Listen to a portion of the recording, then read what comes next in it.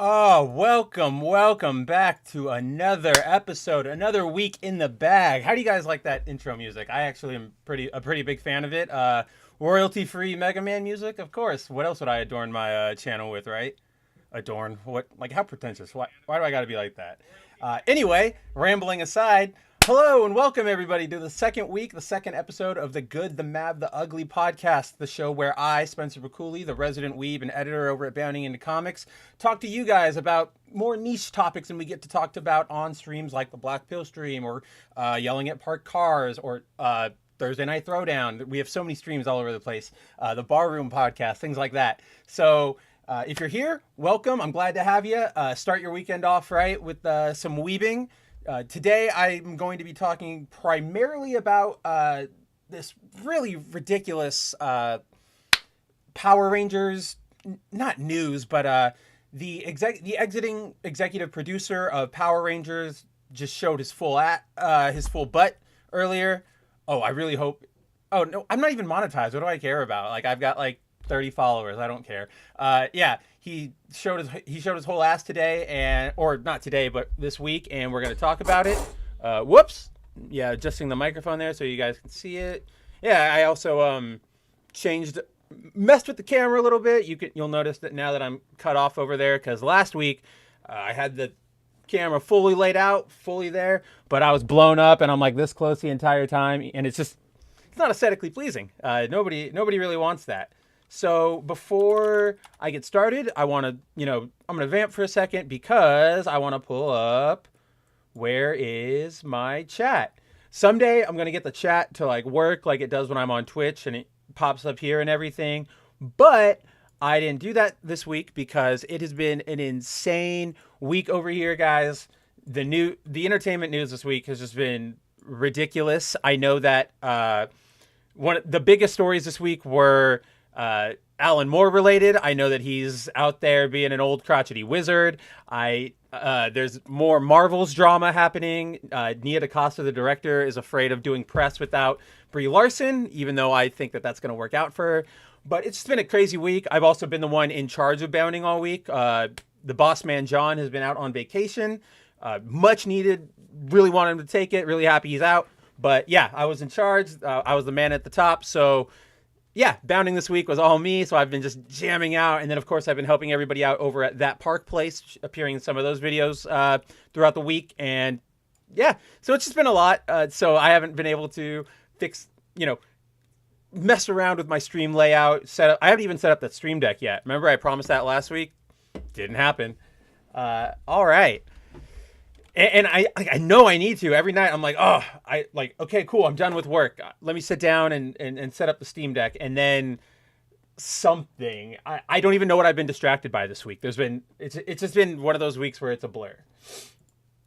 All right. With that said, I think I'll blow up this story so that we can all actually see it. Hide my bookmarks because y'all don't need to see that. You don't need to see the name of my English Premier Fantasy League team that I'm losing very badly in. Seriously, bottom of the ranks, like by like 30 points too. It's not good. But you're not here for sports. Nobody's here for sports. This is not Bounding into Sports. This is not the Barroom podcast. This is where the nerds hang out with the nerds. So let's talk about the big story of the week, or at least a story I felt was the biggest story of the week. The one that really, in the words of Peter Griffin, it really grinds my gears. So Power Rangers executive producer Simon Bennet believes that, quote, that to reach a large mainstream audience, the franchise has to move away from its tokusatsu roots. So, for those of you who aren't familiar, Simon Bennet, let's see, I have his credits here. Bennet first joined the franchise back with Ninja Steel, Super Ninja Steel, where he was the director. Then he directed those two series. Then he went on to direct Beast Morphers. Then I don't know if you call it a promotion or just a lateral move, I guess. He moved from director of the Power Rangers series to executive producer. And in that role, he worked on Dino Fury, that really, really bad, do I have the image in here? I forget. I was playing around with images a lot for this one. I had a lot of fun with it, obviously. In case you guys don't realize this yet, 90% of the, or like not like yeah, probably 90% of the enjoyment of this job for me is finding the images and making sure the images line up and stuff. It's just, I don't know. I have a sense of aesthetic. I have a sense of visuals. And so that's where I feel like I really, I really like to spend my time, or not even spend my time. It's just like when I get to the images, I'm like, ooh, yeah, all right, images time. What do we get? How do I really sell this? So yeah, back to my point, he was the EP on Dino Fury, and then that really, really bad Mighty Morphin Power Rangers Once and Always special, the Netflix reboot vival thing. I don't really know what you would call it, but it basically was your typical run-of-the-mill contemporary, let's milk in on your nostalgia and bring back your kid heroes. It's going to be great. But it's super, like, it was just really awkward because you only had Zach, Walter Jones, Billy, David Yost, and the Pink Ranger from, she's not Kimberly. It's like the girl who took up the Pink Ranger, like the Mighty Morphin Pink after her. Like, that's, when it comes to Power Rangers, I know Toku, I know Kamen Rider, I know Sentai, I know Ultraman, I know Garo, I know all that stuff. But with Power Rangers, I admittedly, like most people in America, when I sort of phased out of it as I got a little older, just because that's what you do as a kid. You start playing sports, you start having to go to school, you notice girls, blah, blah, blah, whatever, right? So this chunk of Power Rangers I'm pretty unfamiliar with. The immediate post, like Zeo. Like, I know Zeo, because Zeo was, I love Zeo. Oh. Dinner time for my puppies. Food. All right, sorry about that. Yeah, so I do know I'm very unfamiliar with that general area. Yo, Tehillim, shalom, my buddy. Good to see you too. But it was Walter Jones, David Yost, Pink Ranger number 2 or 3.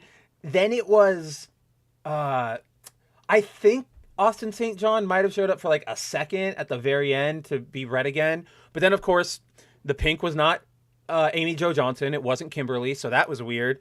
Trini died way back in like the 2000s. Trivia, she was actually an anteater like me. She went to UC Irvine, and she's like probably our most famous dork science, math, physics graduate. You know what I mean? Like on the list of alumni, it's all these scientists, and it's like, I forget her name, but like right there, Yellow Ranger, right? Yeah, Tehillim, that was kind of the consensus I got from everybody. Tehillim says, I saw the movie on Netflix, didn't enjoy it that much. Sorry, needed a drink. Yeah, that was the general consensus I got from everybody who watched it, from Power Rangers to non-Power Rangers fans alike. Honestly, yes, they're my friends, but I'm also going to point to the Barroom podcast or the movie review, whichever of Jacob's show they reviewed that on is a really good episode, because it really shows how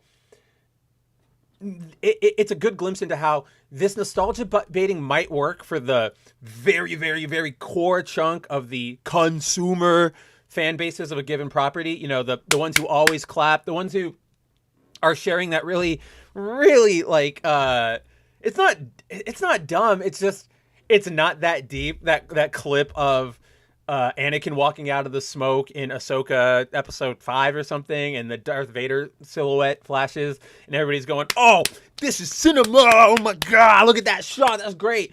Oh my god, the foreshadowing!" Blah blah blah blah. And everybody who's like not a Star Wars shill or a Star Wars fan is just like, okay, this is grade school level like symbolism and cinematography. It's awful. Yeah, Tehillim. So that's what I was gonna get. I was getting at that next, because yes, not only do you not have your Yellow Ranger for obvious reasons, or your Pink Ranger for reasons, I think Amy Jo just hasn't. She either isn't interested in returning, or so, hold on. Let me rephrase that, because I framed that totally wrong. I think Amy Jo Johnson is in a weird relationship with Hasbro where she's willing to work with them, but it has to be the right terms. And I think given everything we've seen coming out of Hasbro, including what we're going to get into, and everything we've seen out of Hollywood, it's not out of the realm of speculation to think that maybe Amy Jo is like, because because she didn't appear in this special, but she did appear in the 2017 movie. She had a really quick cameo with the late Jason David Frank, rest in peace. They are on the streets of Angel Grove when the Zord starts fighting mac and cheese monster Goldar. And so like she'll appear there, but she won't do once and always. So I'm guessing she has, unlike people like Antonio Banderas of late, she has some sort of standards when it comes to which role she'll accept, where I think I get that from her, especially because she's had a very storied career outside of acting and stuff like that. So, but the main point of all that little rambling is that we don't have the Pink Ranger. We don't have Amy Jo. Then, obviously, right to him, we don't have Tommy, Jason David Frank. They also, yes, they screwed up his costume. I know that. I don't remember how. I think they did something with the dragon plate, didn't they? But I know they also didn't show him, and he wasn't in it. Like, they have Tommy, but he's only the Green Ranger. Like, he's only in Ranger suit. He's not Tommy because of that whole contract thing. So it was a really, really bizarre special, and it's really hard to look at it as anything but cynically or as anything but cynical. Like, let's cash this in, let's get it. Because then, oh my gosh, what was the last series? Cosmic Fury, which is the series that is closing out. Oh man, what am I even trying to say here? I'm like confusing myself because there's so much information I have to give for context. So, Mighty Morphin Power Rangers once and always happens. To promote it, I know that in Cosmic Fury or Dino Fury, I think Dino Fury, right? That was the last one, like the most recent one that aired, not the one coming up. They had cameos from at least David Yost, Billy Blue Ranger, and it was just like, this is weird. I don't know. Are the same people watching Power Rangers now really that hardcore? It's very odd to me. It very much feels like they recognize that there's still that love for Mighty Morphin Power Rangers, obviously as evidenced by the success of there's like several hundred different toy lines out there now. There's the Lightning Collection. Super 7 has their boutique figures that are actually really cool looking. I'm not going to buy them because they're like boutique-y. And then, so like there's obviously a love there, right? And everybody knows the theme. Everybody loses their mind when they see the costume. Like, it's a cultural touchstone here in America, Mighty Morphin, and people are always going to love it. But I don't know if those same people are going to love it enough to go back and be like, oh, the Blue Ranger is back in Dino Fury. Let me go check out Dino Fury. And again, not to say that it's bad or weird to be an adult fan of Power Rangers. I am, right? But I think that stunts like that, where you play really hard into this nostalgia for something that might not hit with your audience the same way because of generations. I think that it's very much preying upon those whale fans, the consumer fans, right? And before anybody gets on my case about calling some fans consumer fans, which are fans that kind of just gobble up everything that comes out of a given property, look, I'll admit, I was talking to, some of you may know him, some of you may not. He shows up around I don't know what to call this community, but the bounding-ish spheres. Zero Dozer, really good friend of mine, or good guy, friend of mine. He's not a big fan of the Final Fantasy VII Remake line for obvious reasons. He doesn't like the story changes. He doesn't like the censorship. There's reasons. It's all really valid, right? But I was talking to him last night after watching the Rebirth trailer, and I was just like, I'm sorry, man. I can't agree. Like, you drop Final Fantasy VII in front of me, and I'm going to slop it into my mouth. I literally have, I don't know if I can pull this off right, but literally, so my desk is here. There's a window in front of me. Covering that window underneath my blinds is a Dirge of Cerberus Final Fantasy VII OST wall scroll, right? And I've had that since I was a kid, whenever that game came out, like 2005, 2006. And I know the game's bad. I know it's not that. I know it's super edgy anime-ness to the extreme, right? But I love it. Like, it's one of my favorite video games. But so I understand the consume sentiment, right? So like if somebody makes, I don't know, it very much is, I'm trying to think of a good equivalent for like where I would be like the Mighty Morphin fan who actually cares about Billy showing up. It would be the equivalent of like, I don't know. FF7 is too close and contained. There's no real like offshoots or anything. So I'll get back to you guys on that. If you guys think of anything, drop it in the comments. Drop it to me on Twitter. I would love to know. I'm going to return to this because now I've confused myself. To Hillam, they made it the green costume when it should have at least been the white costume, or even his last costume he was in. Oh, that's right. That's what they did.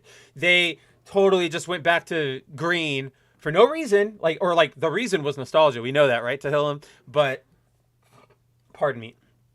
Story-wise, no reason. Just pure nostalgia. And yeah, because he had been white since then. He'd been red since then. He'd been like he was Gold Zeo, wasn't he? I'm pretty sure he was Gold Zeo because I loved him. I loved him as Gold Zeo. Let's double check that.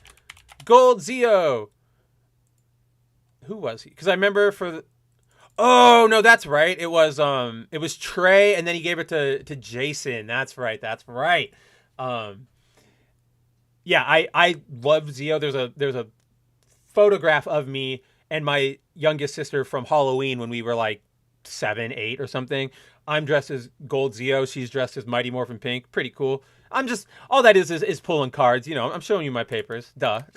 I'm the oldest Toku fan in this yard. No, I'm kidding. But so back to all of this. Yeah, Once and Always was just this really bad nostalgia fest. I also feel really bad for Walter Jones because David Yost has been working on Power Rangers for a while. Billy's been in some past seasons as sort of like a technical, their alpha essentially, and it's worked. I'm pretty sure he's also served as like a writer in some capacities. So he's been doing stuff on the franchise. He's been around. It's not that big of a stretch to go, hey, David, do you want to hop back in here essentially? And then, let him do his thing. But Walter, like it's no secret Walter hasn't really had a big giant career outside of Power Rangers, right? Well, he came back for Once and Always. I know that because like the trailer dropped and I was like, oh, hey, it's him. Then he was in that really bad House Party remake. I don't know what you want to call it, but he was in that movie as himself, referencing his Power Rangers like cameo, right? Like the guys who are throwing the party are walking around looking at all the guests and they're like, oh, that's the Black Power Ranger over there. And then Walter Jones is there and he's like, yeah, baby, like I was the Black Ranger. We can do like morphin' time. And he like poses for a photo or whatever. And I'm just like, it feels gross, right? It feels like good for Jones for getting money and getting paid and stuff. But it just feels that they're dragging him out very cynically because they know people know him. People will clap. That's the Black Ranger. Oh yeah. And yes, OM, if you're listening, I slightly went into my Sniper Wolf imitation there because I was watching Jack's videos earlier. Anyway, back to the Toku topic at hand. So Bennet has helmed all those series, Dino Fury, Mighty Morphin Once and Always, executive producers. Then he served as the EP for the upcoming Cosmic Fury, which is filmed. It's ready to go. So that's his last, right? So he's technically gone from the franchise right now, but they still got to like get his work out essentially, right? Kind of like Zack Snyder with all of his DC stuff. But so first of all, one of the things to know about Cosmic Fury, oh man, well, Izzy's going to be covered up for a second. Sorry, Izzy. I actually think you're like the most fun Ranger on this crew. But the thing to know about this series is that this series is going to be the very first with, first off, original suits. And it's sort of a capstone to where we are or where Power Rangers is as a franchise right now. Because after this series, they're going to be adapting, or I forget his name, but he did, like, oh my gosh, like the titles are so stupid and I see them in my head. And I'm just going to pull it up real quick because, like, don't you hate that? Like, when you know the information is in your head and you can see it and you're going to feel really stupid in a second because you're going to go,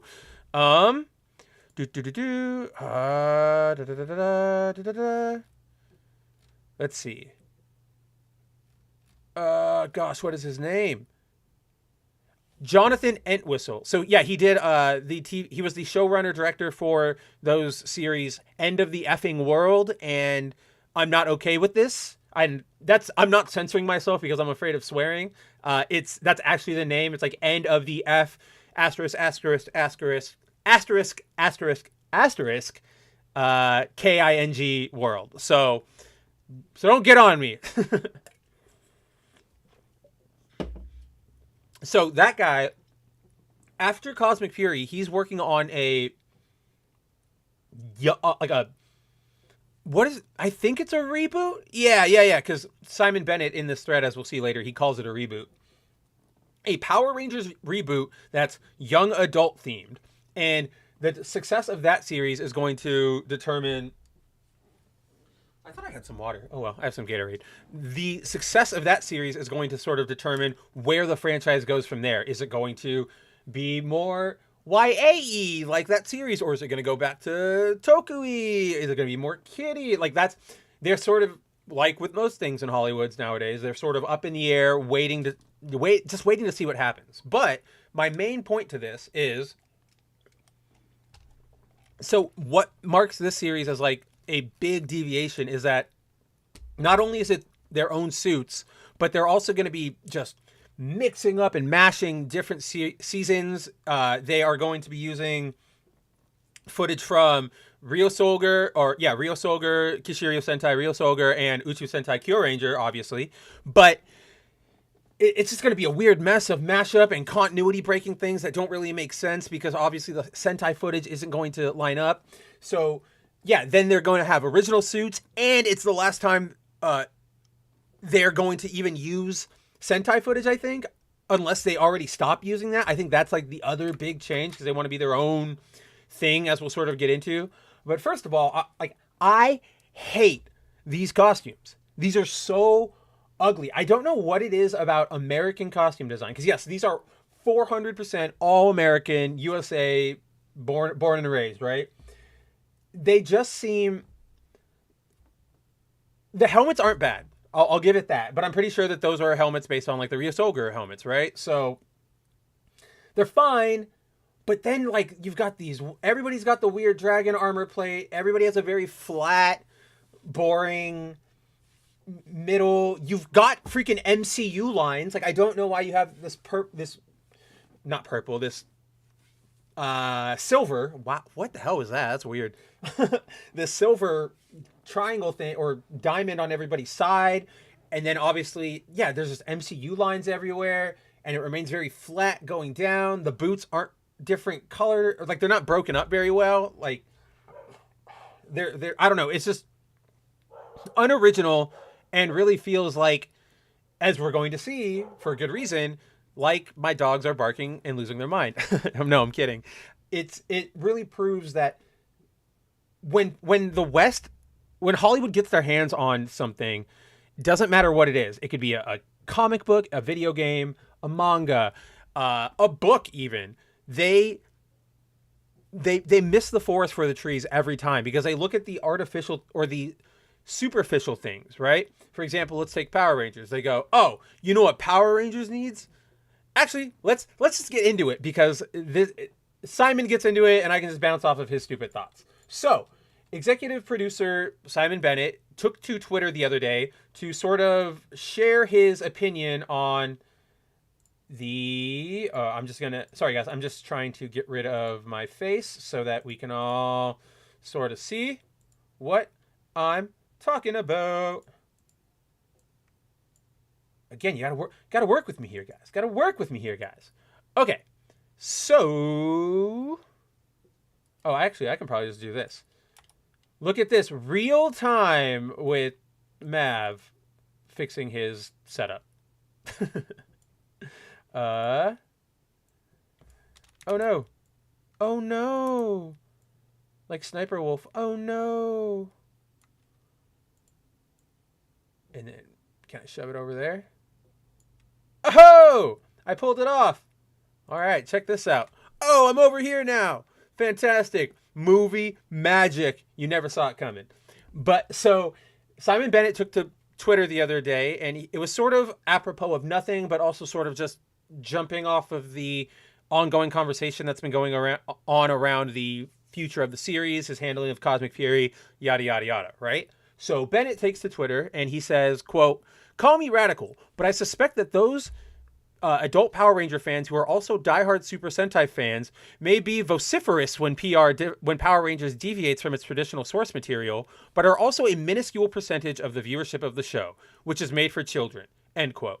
So first of all, like, I fucking hate this logic, right? Like, I hate this argument because it is so condescending. You see it a lot online, right? Especially if you are talking Star Wars and you have an opinion, somebody will go, "Oh, why do you care?" Or, "Oh, hey, they explained it." And you go, "Well, it doesn't work because blah, blah, blah. And they did da, da, da, da, da." They always go, "Why do you care so much? It's a franchise for children. It's about space wizards." It's like, first of all, you care just as much because you're engaging back with me. Don't try and take some snooty high road. And I know that's what Bennett's doing, because vociferous? Like, shut the hell up. I am somebody who is pretentious, who uses big words probably more often than most people, or like I use them often enough that people probably find it annoying, right? I admit that.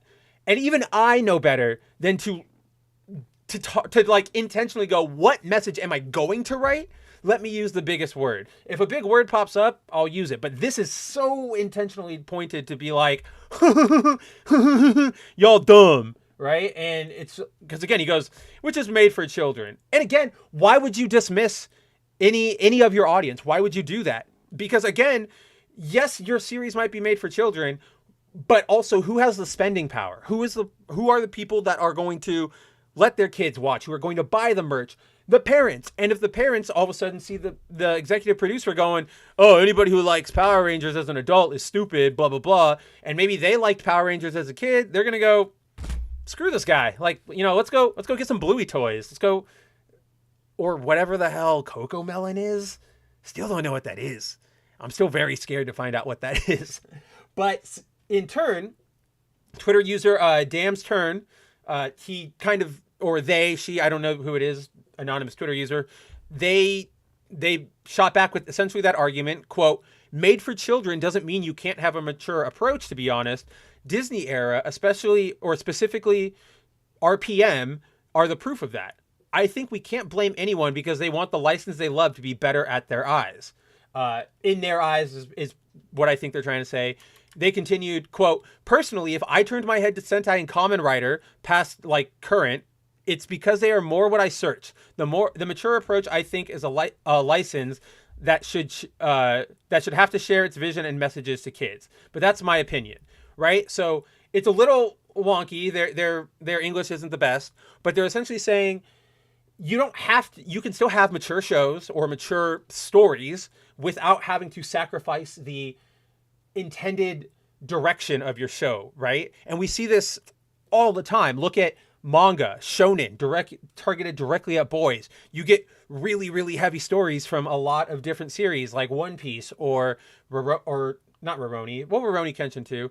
Things like, oh my God, like they're all just like flashing through my head now. And like Saint Seiya, Death Note even, like you can get really good. And I know I just listed like the most basic things, guys. Sorry, I'm like totally brain farting right now.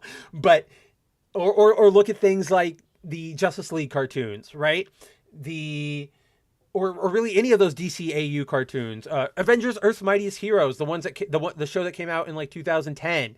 These all, what Bennet and a lot of creatives in the West really get hung up on.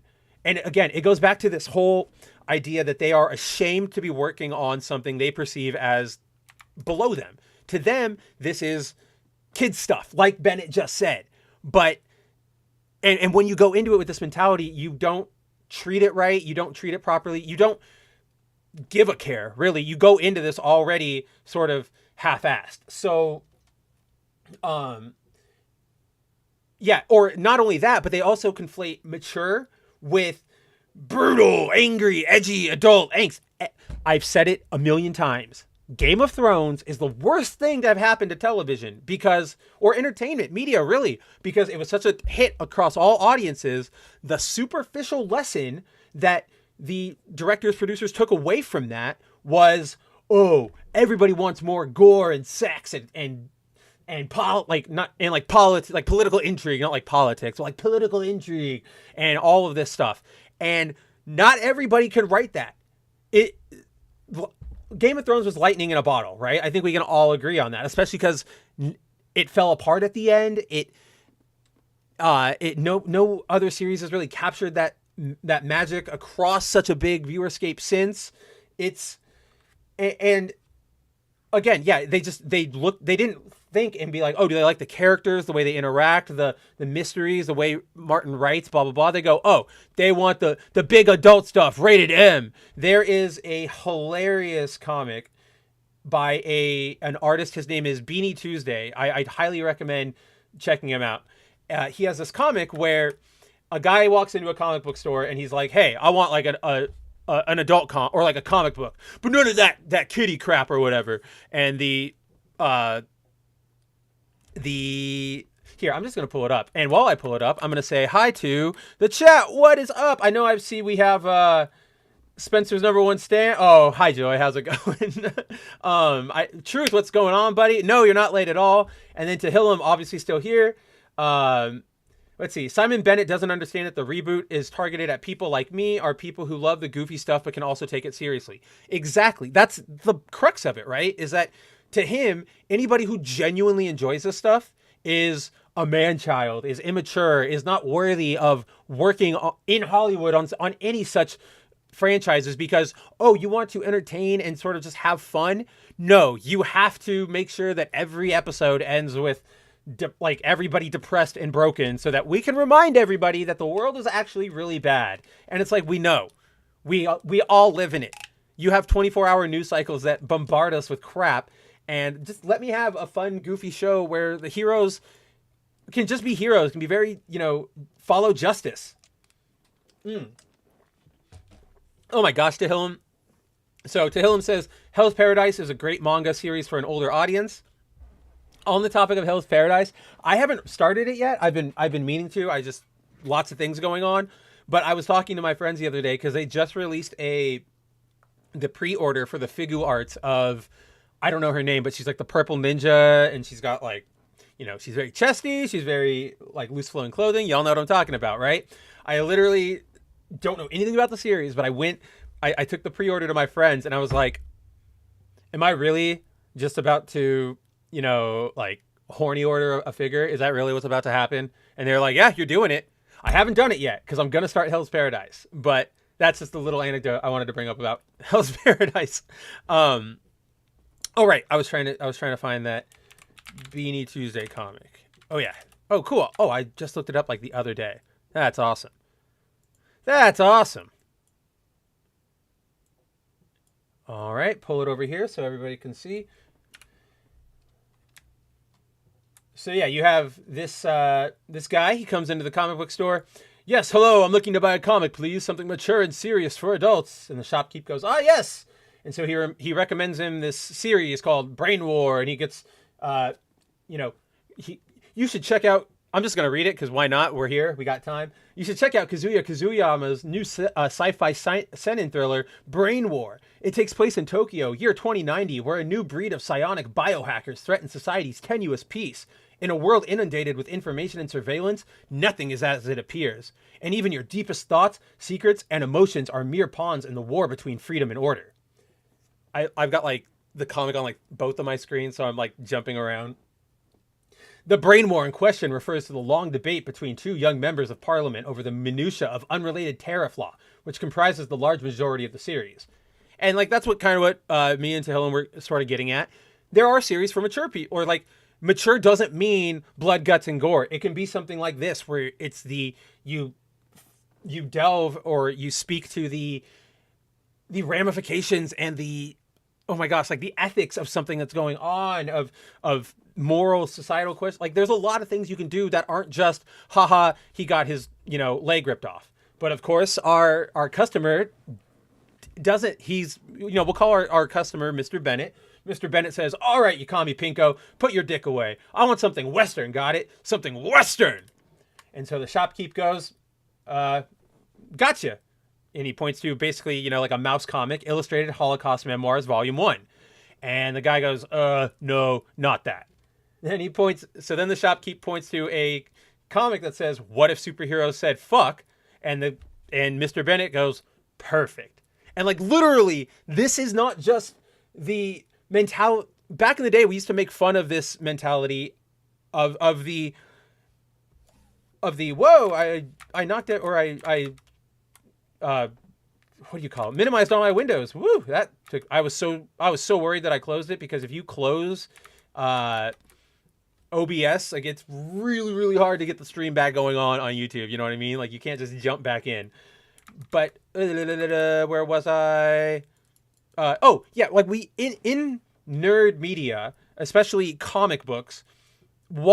After the 80s and the 90s, and like in the 90s and 2000s, you sort of got away from the gritty comic book, like the super Alan Moore, down to earth, nitty gritty, real world, Watchmen style V for Vendetta comics, right? The Dark Knight Returns of the world, the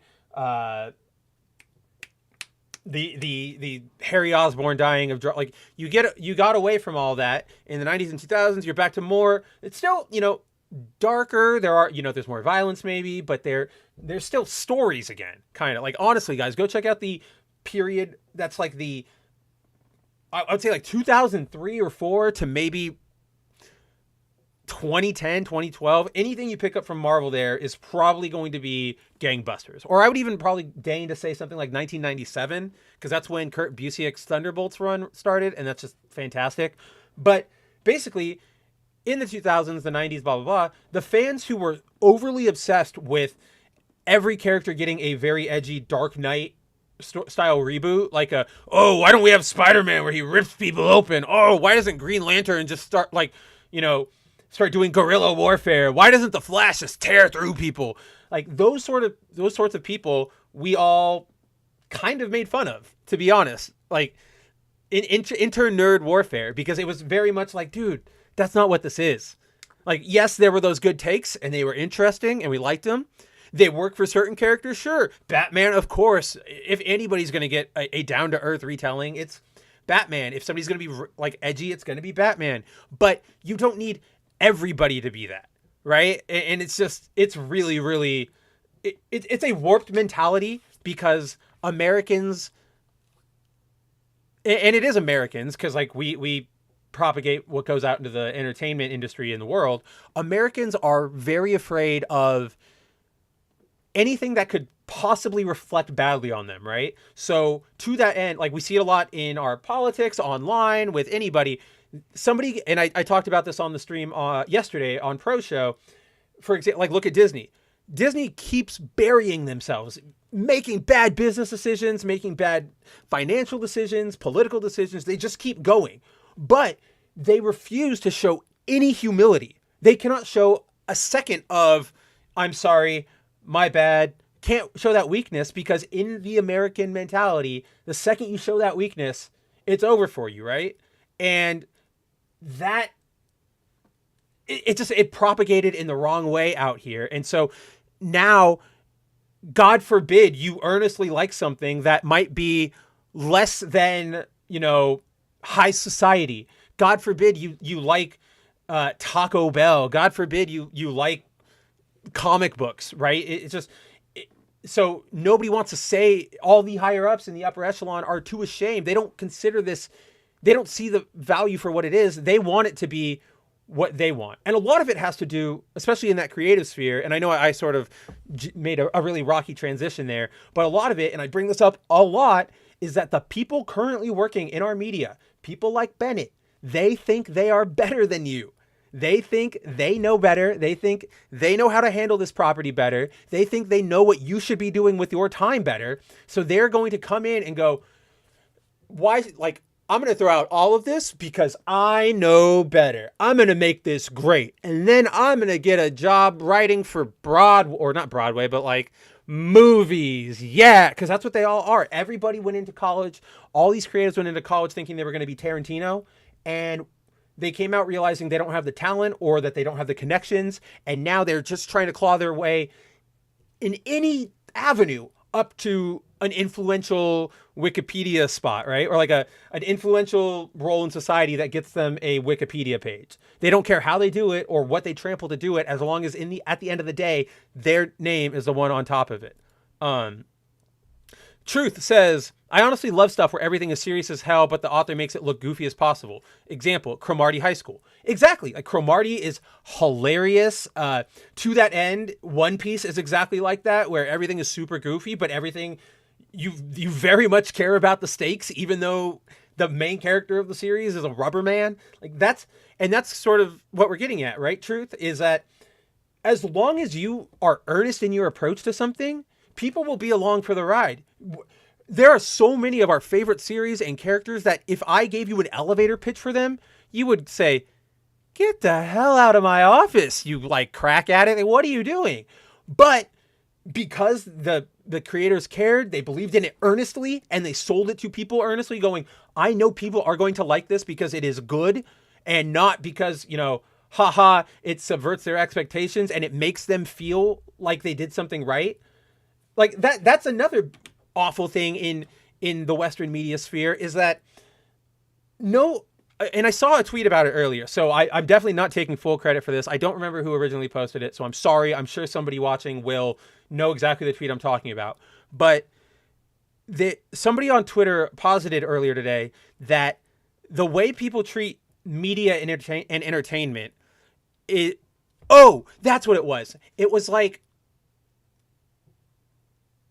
no, I don't remember what the exact topic was anymore. I'm afraid I don't want to mix them up because, But anyway, they basically opined that the way people treat media consumption these days is a lot like it shows that everybody and a lot of sociologists posit this, and I sort of am open to hearing their arguments, is that a church, some sort of like higher body type of thing to sort of give yourself over to play as a watchdog over your life, is something that human societies crave. And in this current era where we are moving away from religion at like rapid rates, and so now people are replacing religion or that religious practice, that religious atmosphere, with the media. So they're basically going, I don't want to watch anything or engage with anything or allow anything to exist that doesn't directly affirm my beliefs. And that's where you see things like with Bennet, where it's like,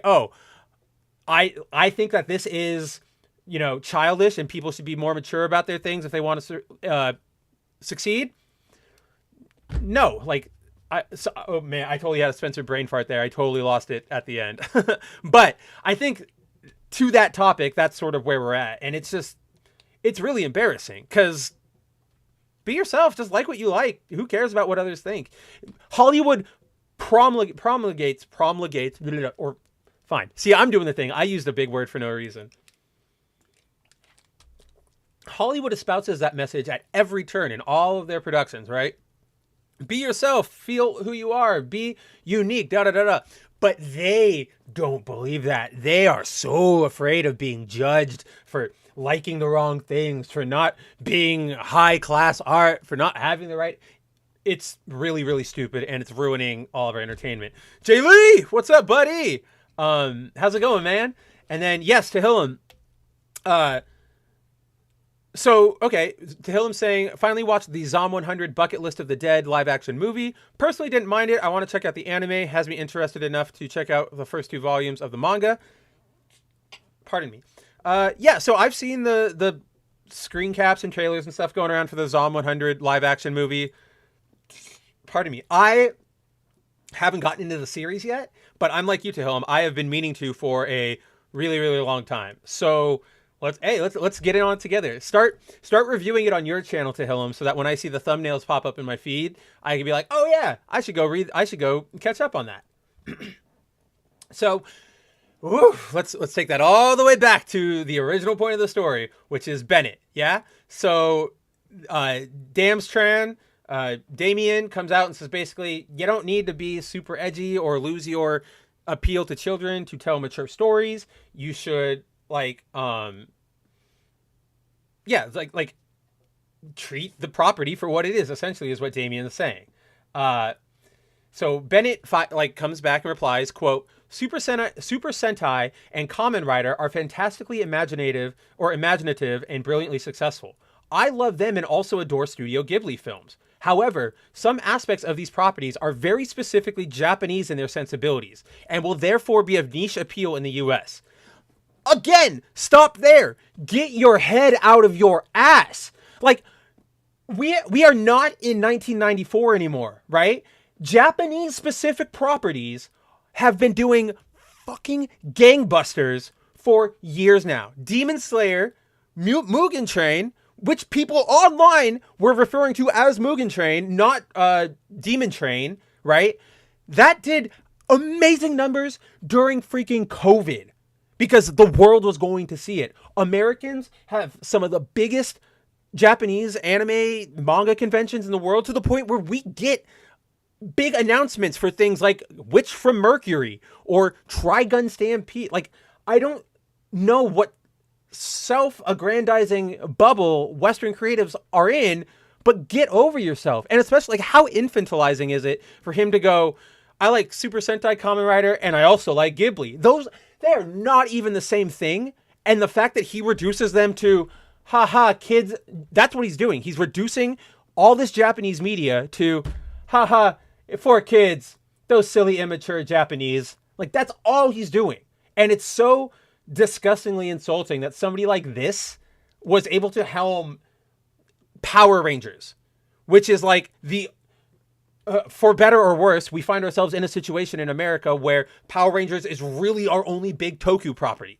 It's really only, that's how some people are, or a lot of people in America are going to get their first exposures to the world of Toku through Power Rangers. And if you have somebody who's helming it, who's going, hey kids, come watch Power Rangers.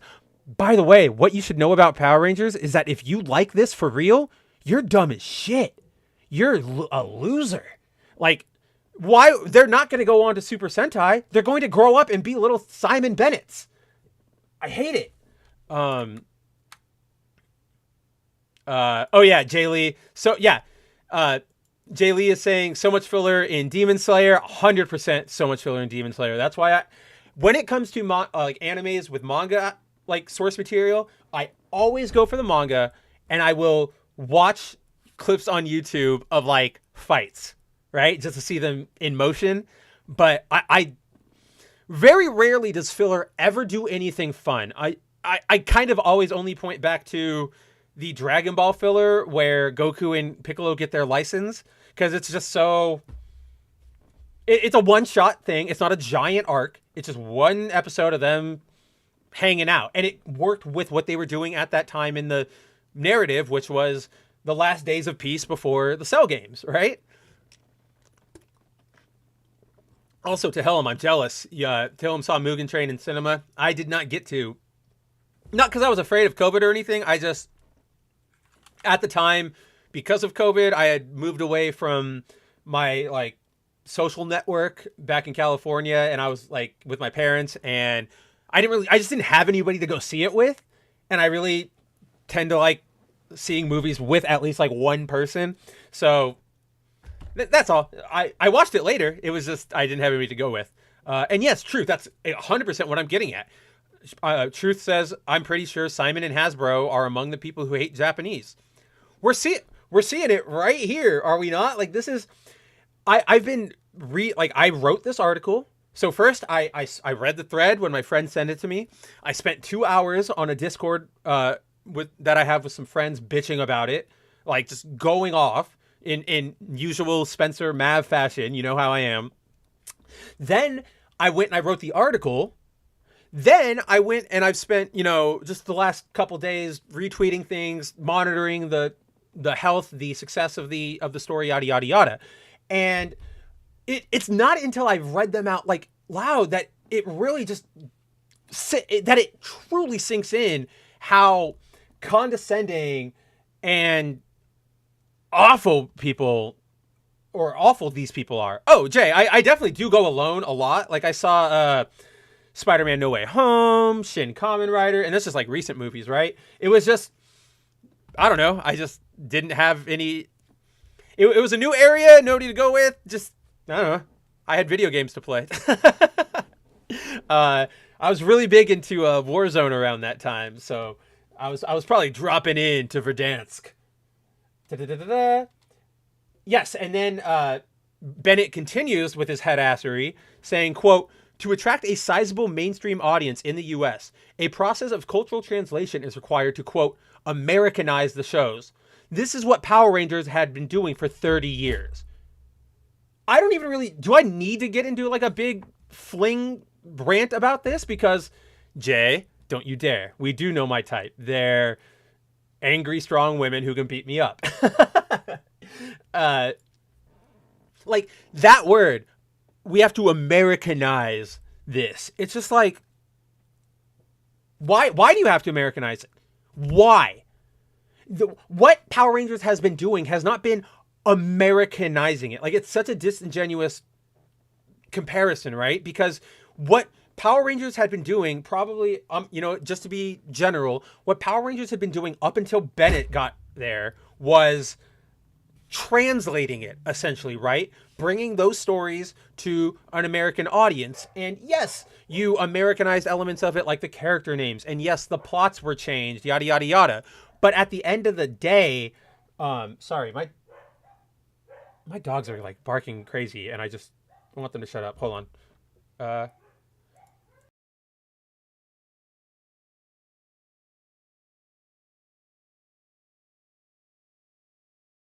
Okay, give me 1 second. They're not stopping.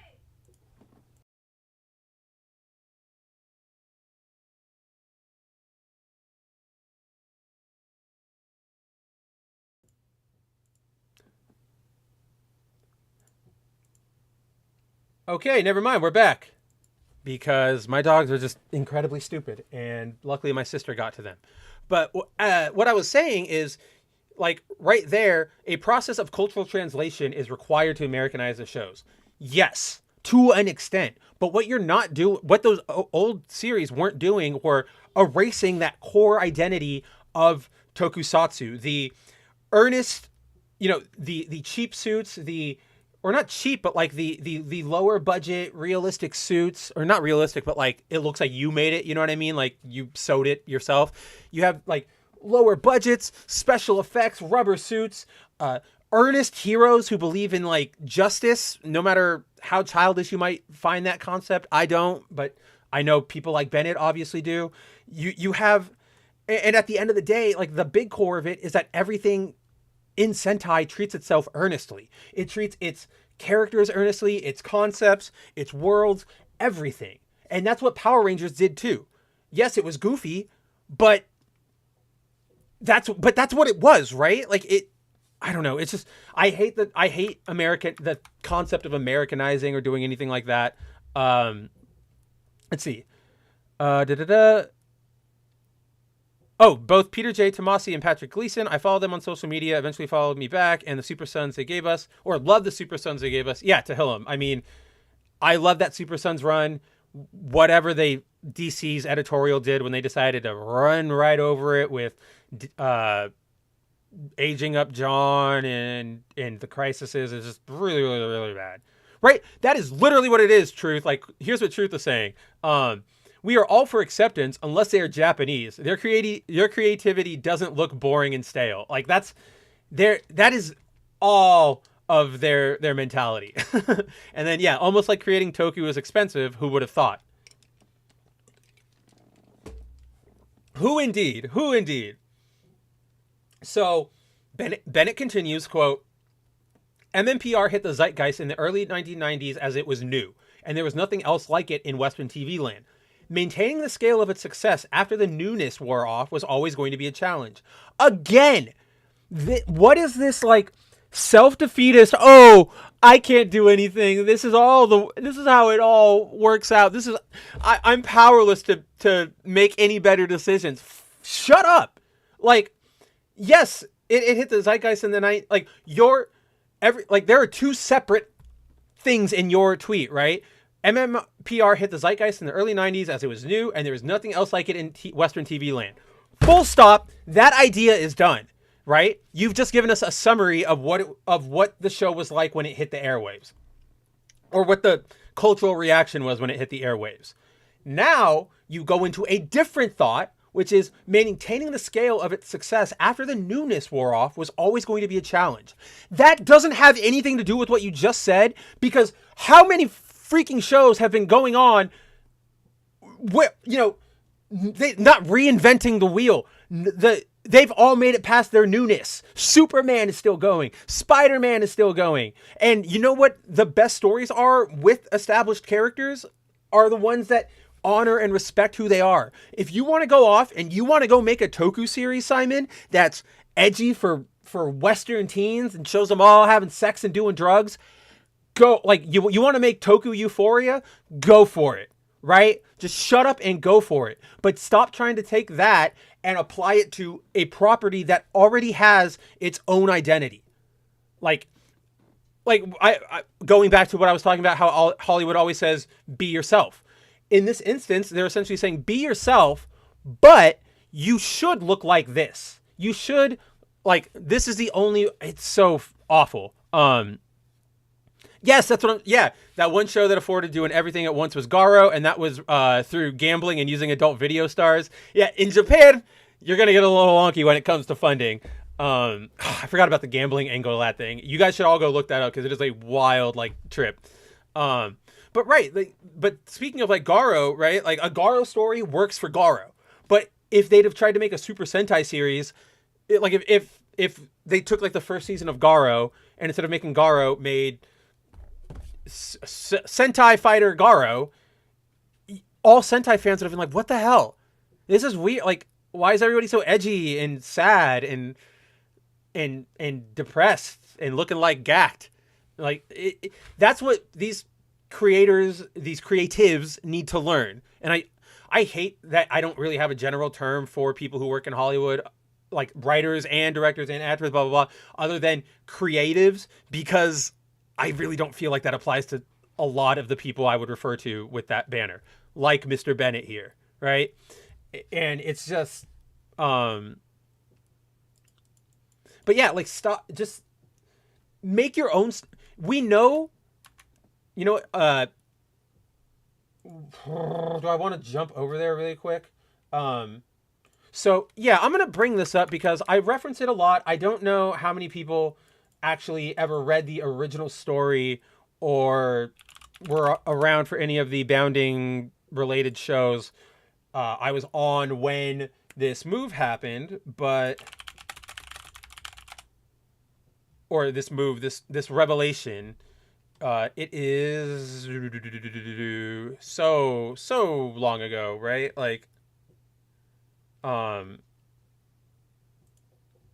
So what this story is, boom.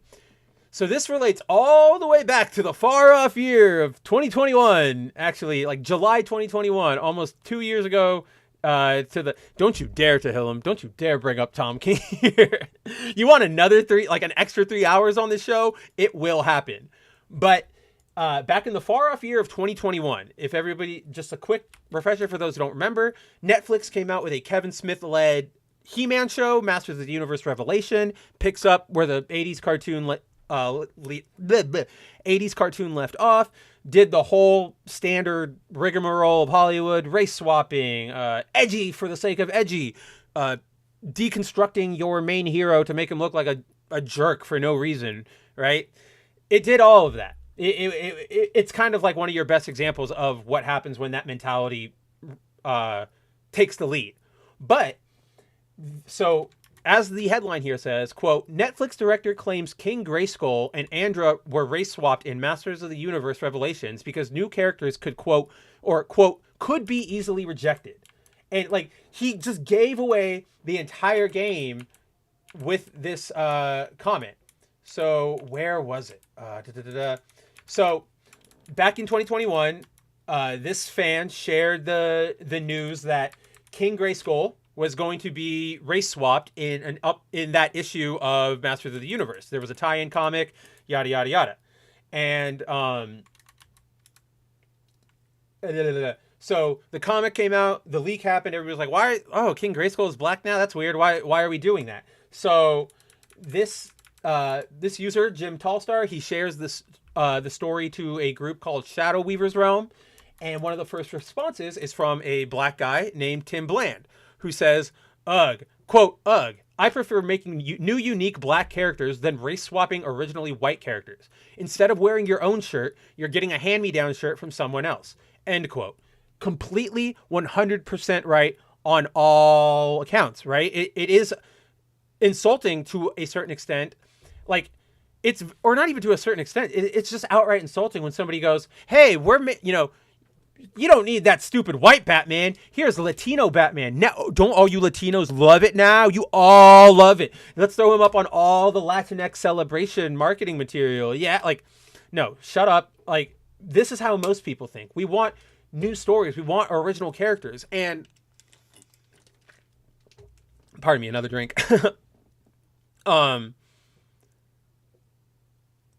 Apparently Netflix has another Masters of the Universe outside of this version. The story is a little more interesting too. Oh, yeah, it's like that one's like the kid-oriented one where Adam has like armor, like an actual armor piece on instead of being bare-chested. Not for censorship, just for toy design, obviously.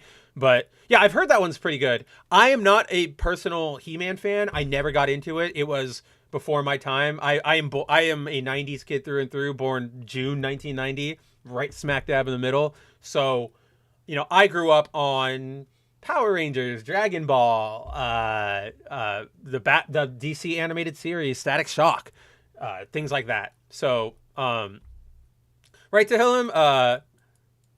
Oh yeah, truth. Want to know what Latinos loved? Thick Gwen. 1000%. I wish, like, Brazilian Gwen. I love Brazilian Gwen. Yeah, so in Brazil, they got the license for Gwen Stacy, and they kept making their own books. Oh, why is it not showing me any of the actual... It's just showing me regular Gwen Stacy art. Well, I'm not going to bore you all with it.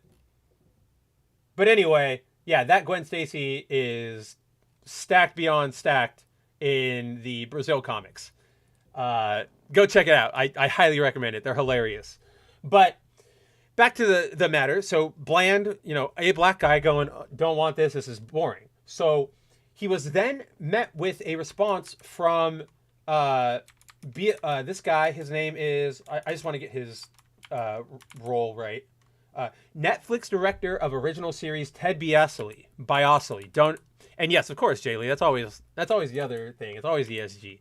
But so Ted, he's in this group for some reason. He sees Tim Bland's comment and he replies and he explains, quote, I hear you, and that will indeed be a part of our story too. But a big hurdle when you're introducing a new character to a line of so many well-established characters is that they are bound to be outsiders and harder to accept as canon, at least for a while. Nobody gives a shit about Sir Laserlot. We asked ourselves early on about the need for two giant white blonde dudes in the pantheon of Masters of the Universe. And honestly, it makes both characters less special in their iconography. I wish I could take credit for being the one with the idea to make Grayskull black, because now, in the history of all the champions of Grayskull, a black man has a role of prominence, as opposed to just being a guy with the clamp who's King Randor's bodyguard. So, right here, it's in the first half of that comment, right? Where he gives away the game, which is, when you're introducing a new character to a line of so many well-established characters, they're bound to be outsiders and harder to accept as canon, at least for a while. So, first of all, that just applies to anything. It's not necessarily introducing new things to your specific series. People are going to be, it's going to be hard to attract new readers to anything, to get people interested in something. People don't like change. That's just the way of human nature. And starting a new series is a lot of investment, whether it's money or time or energy. And so for him, again, he's doing the thing where he's giving himself an out. He's like opening up the door and going, oh, hey, like, it's not my fault we had to do this. We had to do this because this is what society is like. But the truth of the matter is, we see new characters in all forms all the time, right? Like, I always point to video games and manga. There are new series all the time. There are every year you get just new series, new characters, new introductions, new settings, new everything, right? New mediums sometimes. When we get VR anime. Pardon me. But the thing is, those characters oftentimes endear themselves. People become fans. And you know why? Because they're written well. Not because they made some weird appeal to their superficial traits. So odd. But it's because the characters are written well. People are interested in them. They want to see more of them.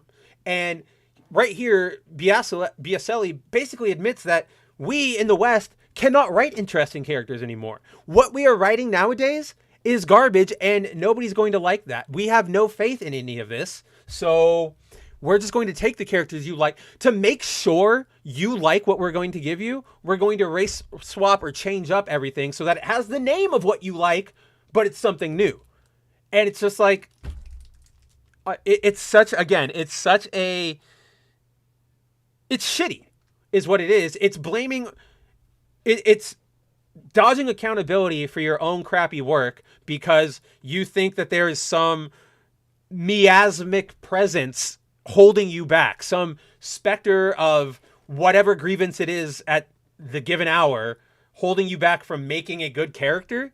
That it doesn't make any sense. If you can do it, you can do it. And like, yes, I'm sorry, especially like the complaint about introducing a new character to a line of established characters. Yes, going to be hard. That's just what it is. Have you go back to being in high school or even, I don't know, yesterday. People do people automatically see somebody come up to the group and go, "You're my best friend now. Let me tell you everything. You're invited to my wedding. You're invited to eat for free at my restaurant. Come babysit my kids. Crash on my couch whenever you're too drunk." Whatever. Like, no. People have to get to know them. You meet somebody, say, "Oh, hi, you're really nice, blah, blah, blah." You see them again when you're out with your friends and go, "Oh, hey, I remember you," yada, yada, yada. You start developing a relationship. You start talking. You start getting to know each other. You start saying, "Oh, I like that about you. I don't like that about you." Eventually, you have a friend or you don't have a friend, right? Like, it's such... This logic, it's... The reason I say it's shitty is because it's so... what is the word I'm trying to say here, guys? It's insulting in the sense that, like, you're an adult, take responsibility, be able to go, "Oh yeah, like, we screwed up. We're not writing good characters right now, yada yada." Don't give yourself some pathetic excuse back out to go off of, especially when it's something so insultingly dumb like this. Like, it feels like you're not even trying to lie to us. It just feels like you don't even care enough to lie to us. You just think we're all stupid. Oh, okay. Speaking of video games, what is happening with the Unity thing? Okay. I will take a quick break from the Toku stuff, just to go through this for you, Jay. And I'm going to take away the visuals for a second because, I'll probably be more entertaining like this. So, Unity is a video game engine upon which a lot of video game, are built upon. They operate really big titles. For example, I don't think it's Fortnite, but I know Genshin Impact, for example, runs on it. So Unity just updated their terms of service. They forced every developer into this new, whether no matter what level you were on before, like pro, super pro, basic, yada yada, you all now have to abide by this new term of service, which says, after a certain number of let's say I have a game, right? What I don't even have a PC game I've been playing lately. Let's just say Genshin. I'm just going to say Genshin. So, MiHoYo, right? Once a developer reaches a certain threshold of installs, like times players installed the game, and that includes, like, say I have Genshin. So let's say I have, I start playing Genshin. I download it once. One download. I have to delete it on my phone because I want to play something else. Then I go back and re-download it. That's another download. If I delete it again or if I get a new phone and I have to, re-download everything to that phone, another download. If I'm on with my iPad and I download the client there on the same account and everything, another download. If I install the web client on my PC, despite it being attached to all of that, another download. So what Unity is doing with that count is essentially after you reach now under their new terms of service, once a developer reaches, I think it's like 200,000 download or like installs or something, some base level. Once you reach this base number of installs, after that, every install done of your game, you have to pay a 20-cent licensing fee to Unity. And again, that's for every single type of little install, whether it's on the same, whether you're just reinstalling it, downloading it for the first time, whatever. They're gonna start charging that 20 cents. Now, one of the big things on that is that while so if let's say you've met that threshold last year, right? You will not have to pay, like, so the new policy starts the 1st of 2024, January 1st. If in 2023 you met that threshold and went over it, right? If you went over 200,000 installs, now you get to, or in 2024, you don't have to retroactively pay anything, but those install numbers now count towards your, like, whether or not you have to pay up. So if you went over the threshold in 2024, once the new policy starts in if you went over the threshold in 23, once the new policy hits in 24, you will automatically, from the minute it's implemented, every install after that is 20 cents. There's no wait time, no anything. So that's a bunch of bullshit on the first place. Like, it's just insane. But then the developer has also, when people have asked them, how are you going to do it? They're like, how do you track installs? That sounds like you're going to have to install like malware, essentially tracking devices. How do you do that without compromising, player security, privacy, blah, blah, blah? Because they were even talking about, pirated downloads would get you a register on the threshold. And Unity has just basically come out going, we can't really talk about it right now. We've been working on it, but trust us, it's going to work out great. So really, really a forced against their will terms of service change, subscription change, a insane licensing fee threshold they have to now tackle and deal with, and just no communication, vague communication from Unity. Like, it is a crap show over there. So that's essentially what's going on. The too long didn't read about it. Like, if you want a summary to like keep in your head, is that Unity is now charging per install of games, which is just outright insanity. What do you mean? Oh yeah, that's right, Truth. What do you mean I'm not talking about Toku now? X8 is a thing. You're right. I just recapped the latest X8 season, which is X8 versus Unity. And Tehillim, like that, I think that is a nicer read of the situation than I would have said. Tehillim says, personally, it sounds like some of these creators need to have a holiday away from the office, go to a place for inspiration to write new stories. And I think that's true. But I think it's not so much they need one little getaway to sort of recharge. It's that they are so locked into this Hollywood mentality, this Hollywood way of thinking, that there's just no getting out for them. That this is, until they like unplug from the machine, they're not going to be able to look at anything creative, because they're going, again, it's like religion. They're creating by zeitgeist, going, okay, gotta have this, can't show that, blah, blah, blah, blah, blah. And so, I mean, that there's a reason why like Christian entertainment doesn't generally attract large audiences, right? Or Muslim specific entertainment, or like Orthodox Jewish, just because those are neat, that sort of entertainment, or those, the restrictions there are not going to appeal to everybody.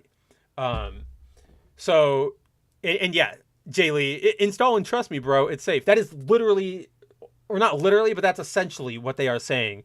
And it's really bad. They've gone radio silent. I'm hoping this leads to a video game industry crash, because I hate the video game industry as it stands. And I would also love some time to catch up on all the freaking games I have to play. Like, I still have to beat Breath of the Wild. I still have to beat, are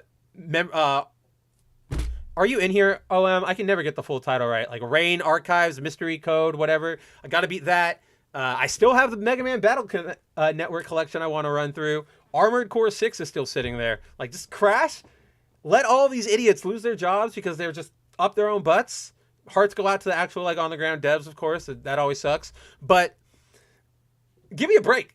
Like the Hollywood strike's great because I'm catching up on a bunch of movies and TV I wasn't privy to originally. And, like, to that end, I'm going to recommend it again. And I know if Jacob catches this clip, he's going to laugh. Go watch Vacation Friends. It's a movie from like 2 years ago. John Cena, Lil Ray Howley, I forget his name. Comedy on Hulu, fantastic. Like, just a fun time. Go watch it. Jacob got me to watch it, and I've just been like, wow, a fun movie. I'm like blown away. But let's get back to the X8 of it all, right? So, to get us back on track, we were talking about Bennett's claim that, you know, things need to be new to be liked. That's why I went over to the Master of the Universe. Now we're back. So Bennett continued, quote, I think part of Hasbro's goal to move Power, or I think part of Hasbro's goal to move Power Rangers to being fully original is to reduce aspects of Sentai style and design, which may be challenging for US kids. The superheroes in spandex fighting rubber monster suits trope is a hard sell to audiences brought up on Marvel and Star Wars. I don't know what to say. Did you miss the fact that you literally just said the series is for kids? And that's why, like, it is what it is? You don't... These types are so focused on always being right, on always being so pompously correct, that they don't think about what they just said 2 seconds ago. All that matters for them is right now and the point they are making. It does not matter if you presented evidence to the contrary a second before. It doesn't matter if a minute ago they were on your side speaking the opposite argument, right? As long it's all about this moment being right. Again, too embarrassed to take L's. It's so embarrassing. I mean, you guys might notice this when I'm on streams and stuff, or even, you know, when I get called out for, you know, like a typo or something on Twitter. I recognize that we're all not perfect, and sometimes I screw up.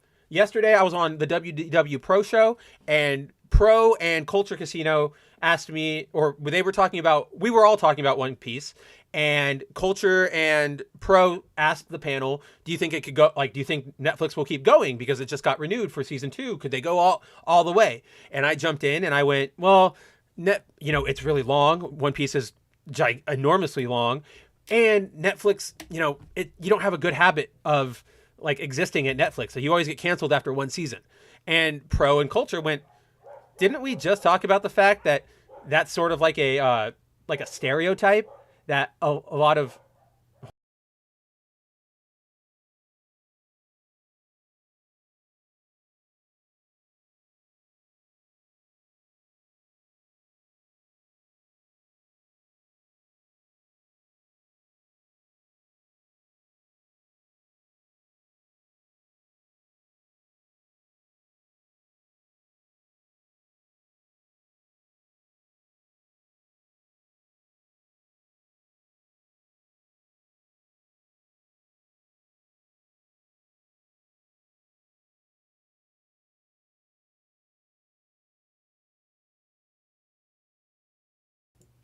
Oh my gosh, my dogs.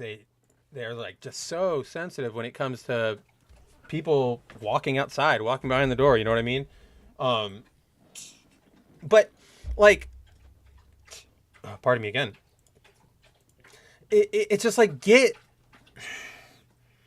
over yourself. Like, this is such an insane state. Oh, right. I was talking about the Pro show thing. Sorry guys. Yeah. So, we were so Pro, yeah, and I was like, I don't know, Netflix cancels things really fast. You know, they have that reputation.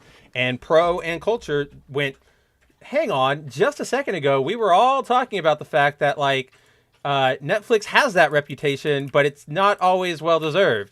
And I right there, caught on the spot, instead of doubling down and going, oh, well, you know what, I meant this, blah, blah, blah, blah. I just went, oh, dang. Yeah, you're right. I'm wrong. I fell into that trap. You guys caught me. I fully accept my read of that situation was based on that bad stereotype.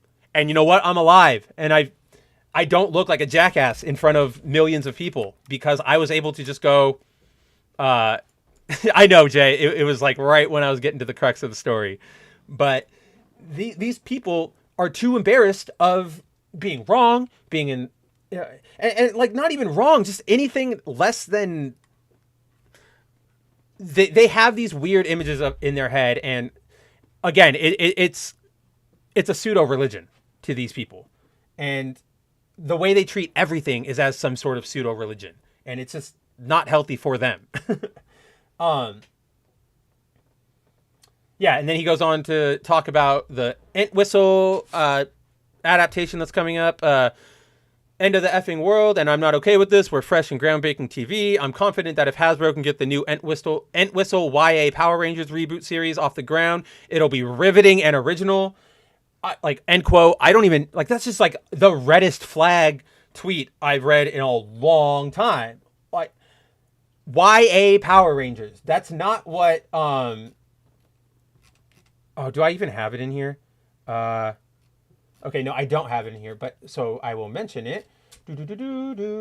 Like, do you guys remember what I was saying about how Western creators, whenever they look at properties, like they're coming into a world, they're being get handed the keys to a kingdom, they always focus on the superficial rather than the core, the actual inside, what makes a series endearing, what makes it beloved, right?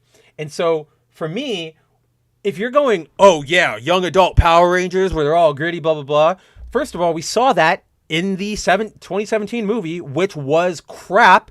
Like, it was really bad, guys. Like, I don't know. It is the dumbest movie, the most generic movie. I don't know. It's really bad. It was a miss from top to bottom. I know some people, for some reason, like it, but I also question those people's taste in everything. But,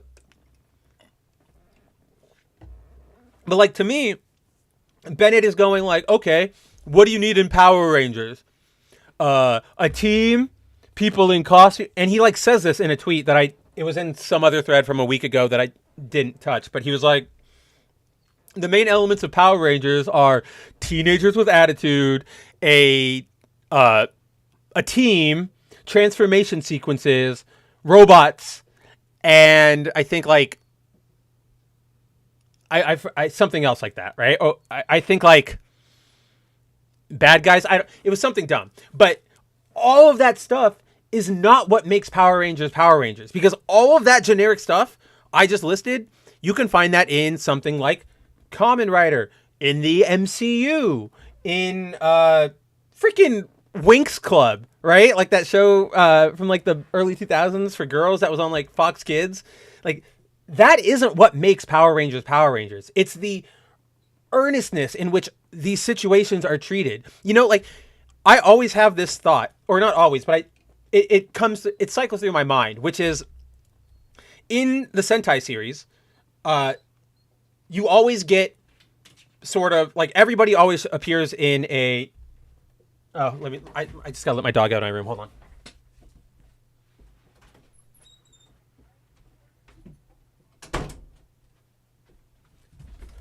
Oh no, I broke the green screen. Oh no, what was I talking about? I know I was talking about, like, Sentai and... Oh, right. So in Sentai, right, like, you generally get everybody in, like, a single monochrome colored costume.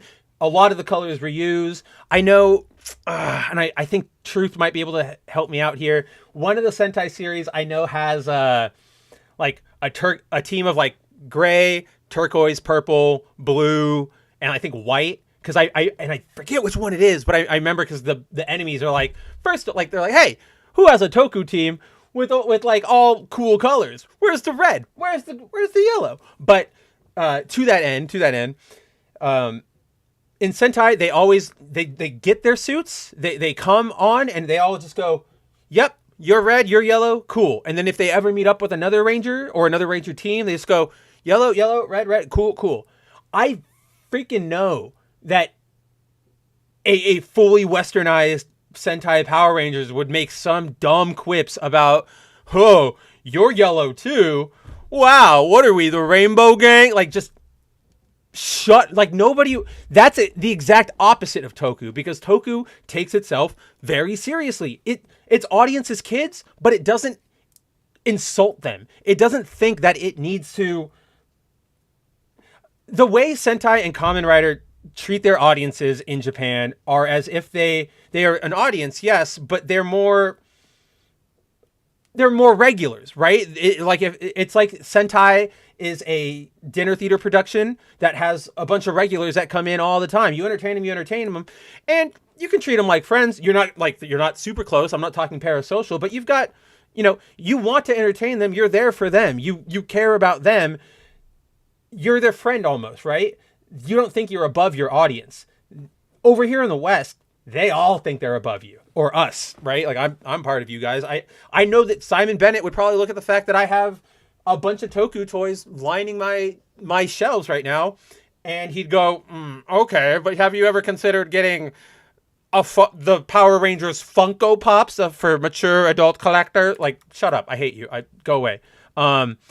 Meteor. Oh, Timon, what's going on? 80 Super Sentai greater than Power Rangers. I can't disagree with that, but I also think past Mighty Morphin, they become sort of their own beasts. So yes, Sentai's always going to be better, but I also got to give Power Rangers credit for being mildly entertaining. Like, throughout the years, I've caught Power Rangers here and there. Samurai, I watched a lot of that because when my niece was 4, 5, 6, whatever, she loved it, and my uncles. My uncle and aunt didn't want. Oh, did I say niece? I meant my cousin. My little cousin loved Power Rangers. My aunt and uncle didn't want anything to do with it. So whenever I was over, she would grab me and we'd watch episodes on her iPad. So I know that one. But so I'd rank like Power Rangers. If Sentai is a 9 out of 10 experience, Power Rangers is like a 7.5 out of 10 experience. It's not bad. It's not great. But I'm not gonna like regret the time I spent watching a couple episodes. You know what I mean?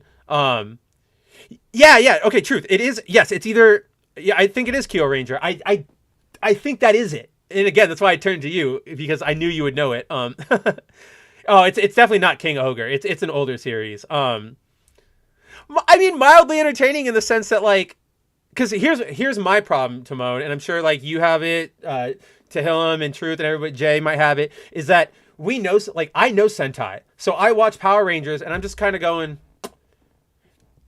Like, this is cool, but it was done way better and way more, like, seriously. Like, they treated it more seriously over in Sentai. So, it's cool for the fans that like it, but, all right. That's generally what I think. Jay Lee, my senpai, please notice me. Truth, that sounds amazing. Truth says, I'm already creating a comic that takes place around the world. The main theme is fun and learning about different cultures, but without forcing it at people, while also respecting that culture. First off, sounds amazing. Second of all, you know what that sounds like? One Piece. Like, that's literally what One Piece does, albeit with fictional races and characters and stuff, but it still does it. I think I kind of lost where I was going with the Power Rangers thing. Like, yeah, that period. Now we go on to the next tweet. So this person, Dustin Phillips, Sonic Blue Ranger, rocking the beast. Oh my god, that's not Beast Fury, is it? It's Beasters. I cannot. I'm so blanking. When it comes to like remembering the actual Sentai names, I can do Kamen Rider easy. But the Sentai ones, I definitely get confused a lot. I have to like think of their motif or their uniform. But Destin here replies to Bennett's last tweet about the YA Power Rangers being something new and original. Sonic Blue Ranger Dustin Phillips says, quote, I hope so. My big concern is it's going to try to veer too far away from the franchise's tokusatsu roots in a misguided attempt to try and make Power Rangers the new MCU or big nerd franchise in general. And I mean, that's kind of what we were just talking about, right? Like, we spent the last hour and a half talking about how that is their identity. Power Rangers is Toku. Kids love Toku. I mean, up here, Simon says, the Sentai style and design are hard for kids. One, kids are entertained by boxes. Like, I don't know how lower production value you can get. They love YouTube poops. Like, I've seen what the children enjoy. They are not enjoying your high society. Red Ranger has a 3-way tryst with the Yellow Ranger and Tommy, and they have to I don't care. Like, no, they're not reading that. They want to see kids are not cynical. Kids are not embarrassed. Kids will go, monster, fight him. Yeah. I mean, he literally just admits that it was a cultural touchstone in the 90s because of its Sentai identity. Again, season 1 and 2 are pretty, like, they're the closest sticking to the Sentai source material of Power Rangers, right? Because those were like the early days before they sort of branched out into their own thing. But kids in the 90s loved it. And anecdotally, like I just told you guys, like, kids in the 2000s liked it. Like, that, my little cousin, she loved Power Rangers, still likes, like, has a fondness for the Samurai series, but she's totally the softball jock girl, popular whatever in high school now. Like, she's not like us. She's a nerd, but she still liked it. It still appealed to her, and she still looks on it fondly because it worked for her as a kid. She could believe it. She could get into it. Like, it's so insane to me. And then, of course, the biggest elephant in the room, guys, is the fact that Sentai has been going since the freaking, like, 60s, 70s in Japan to Japanese kids. Like, I know he's saying that the U.S. we've had a different sort of cultural, what's the word, like, foundation when it comes to sort of fantasy productions like this. But kids are not all that different. Kids are going to look at colorful heroes fighting and want to be all about it. And that is why Sentai is so cheaply produced in the first place, because they recognize that about their audience, that kids, aren't going to sit there scrutinizing, I can see the seam in his suit. Simon Bennett saying, Truth says, Simon Bennett saying Toku gotta leave makes me laugh since I'm already having my comics slowly turn into Toku as the journey goes. Like, it starts off as a tribute to Eurodance music videos. Okay, first of all, stop right there. You've already had me sold. Like, I'm so in. Jay Lee says, my 9-year-old likes the Owl House. Don't know what that is, though. I've heard of that. That, as far as I know, is just another Disney cartoon. Sorry, Jay, I don't know anything more than that, except that it's popular. Because again, like, that's another thing. I used to watch a lot of, like, cartoons as an adult, like things like Regular Show, and honestly, like, I'll be honest, I watched the first 2 seasons of Steven Universe, and then whatever they've done to cartoons after that second season of Steven Universe, where they're all just like weird hug therapy sessions, I'm out, man. Like, and especially because all the shows are like that. There's no break. It's all plucky, young, vaguely brown protagonist, I don't know, just, like, navigates the world in the most, like, in-your-face lesson type of way, type of thing. So, I have no idea. So, Bennett, finally, the crux of why I wanted to rant today, when we're an hour and a half into the show, Bennett replies to that last fan who said, don't, like, keep it Toku, don't turn it into Marvel, blah, blah, blah. Bennett replies, quote, I think, and this is only my opinion, that to reach a large mainstream audience, the franchise has to move away from its tokusatsu roots. It's this that has kept Power Rangers niche for so long with US audiences. It needs to do this in a way that is fresh and compelling. Right there, he just confirmed that he wants to turn this crap into the big nerd franchise in general. And you know how I can tell? Because right there, where was it? Where he says, it's that this is, like, the tokusatsu roots have kept Power Rangers niche for so long with US audiences. As we all just went through 20 seconds ago in my last point, talking about my cousin and myself as kids, it's not niche, it's just for kids. like not everything. This is a weird extension of that mentality where all comic books, all video games have to appeal to every person and treat everybody like they're all perfect and special. Otherwise, throw it in the garbage, right? It's such a bizarre mentality because it is for kids. Like I know that a lot of adults these days are stunted in their developments. Look at the cartoons we're all, or like the kids shows, the people in charge of kids shows. They're all using these shows to fight the imaginary battles in their head left over from high school. That's all these shows are. Whether it's having prom episodes because you are still upset about not being able to go, or having episodes where your characters fight the most, like, what's the word? Straw man depiction of like angry nerd because like in existence because you have a grudge against somebody who didn't automatically accept you just because you were wearing a Dragon Ball t-shirt, right? And like, I wouldn't call Power Rangers niche. Everybody knows it. If you say Power Rangers, most people are going to go, team of 5 superheroes in colorful costumes. Like that's a pretty good brand recognition. I mean, I'm speaking in like a general cultural zeitgeist. You're freaking like 90-year-old grandmas who only watch telenovelas all day, right? They are going to still have some semblance of what Spider-Man is, of what Power Rangers are, Batman, because they're just so entrenched in our culture, especially for kids. And so I don't understand why kids can't have a property that's for them. I don't know why we can't have properties that are aimed at kids but can also appeal to adults. Going back to oh my god, I don't even remember who was to the Dan, I think his name is. He's in they're in the Damien. Back to Damien's point up here that you can have right. It's that tweet. Yeah, you made for children doesn't mean you can't have a mature approach. Like I know. Again, I raise it all the time. I watch the Justice League cartoons a lot. John Trent, owner of Bounding Into Comics, my friend, my boss, who, as you guys all probably know, is the most hardline about things like that's mature, that's not, this is for kids, like blah, blah, blah. He's very, very like segmented. He still goes back to those old cartoons and is like, those are good, mature stories. Like that's what kids should be watching. Those are the good sort of lessons.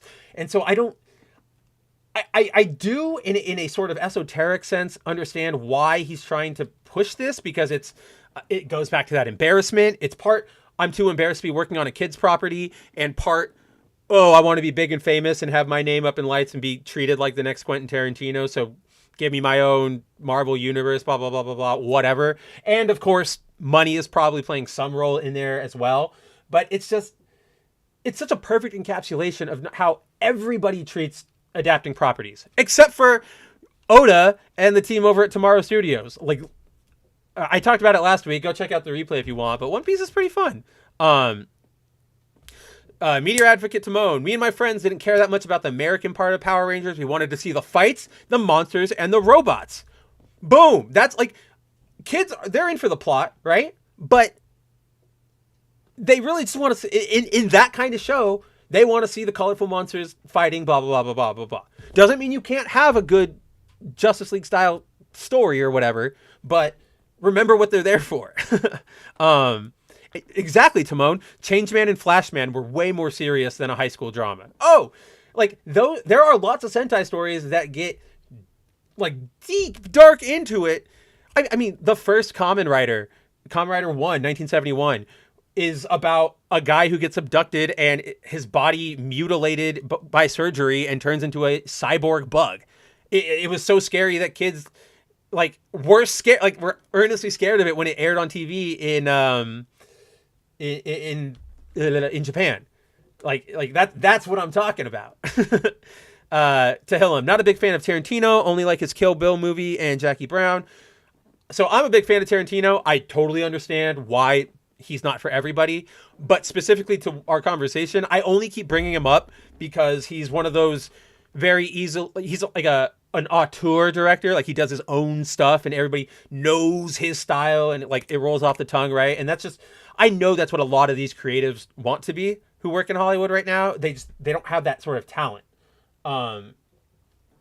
funnily enough, in just a quick epilogue, I guess, to this story. So, unsurprisingly, Bennet drops that head-ass take about Toku having to move away from the series Toku roots. Oh, wait, one more thing, Jackie. Okay, Meteor Advocate Timon says, then Saban created that atrocity of Masked Rider and VR Troopers. So I liked VR Troopers as a kid because, and like, this is one of those instances where, like, I know I liked it as a kid, I've seen it as an adult, and it's awful. So, like, I know I liked it as a kid because flashy superhero in a metal suit, yeah. Like, I know that's why it appealed to me. But I also know it's terrible. But Masked Rider, now that is a freaking disaster. Someday I might have to do like a stream or a separate video on what happened with Masked Rider. Like, dude, they gave him like a Furby. I mean, you know this, Timon, I'm sure. But for anybody who doesn't know, when they brought over Kamen Rider to America to do a Power Ranger sort of thing with it, they brought over Black and Black RX as like the base footage to start with. And then they like tried to make it American, and they gave the kid like a Furby style sidekick. It like animatronic puppet monster like thing. Timon knows. I forget his name, but it's terrifying. But that's where we're at, or that's what they did when Masked Rider came over. It's so funny. But in a fun piece of trivia, Timon, back in the day, I believe it was KFC did the like Happy Meal toy promotion with Masked Rider, and I had all of those toys, man. I played with those toys so much. And one of my favorites was, they gave him like a Rider Mobile. America's weird, man. But they gave him like a Rider Mobile, and it was a car, and I could just push that around. And I don't know, I really like that. Yeah, exactly, Truth. Kids in the 50s had Godzilla. Kids in the 60s, Ultraman. 70s had Battle of the Planets. And it goes from there. Boom, boom, boom. And that's the thing, Timon, is like nowadays we're not in... I mean, Japan's probably a different story. We could probably find things to define like the original works to define like the 80s, 90s, 2000s. But in America, everything is like post, I want to say maybe like 2000. Probably 2001. And with the whole damage that 9/11 did to like America's psyche, that probably got him, got us scared, got us looking back to other times. But like all media since then has just been like, remember this? Hey, remember that? Remember this? Remember that? Remember this? Give me an award. It's just not. Yes, Timon, RX had a car. It was red. It definitely was.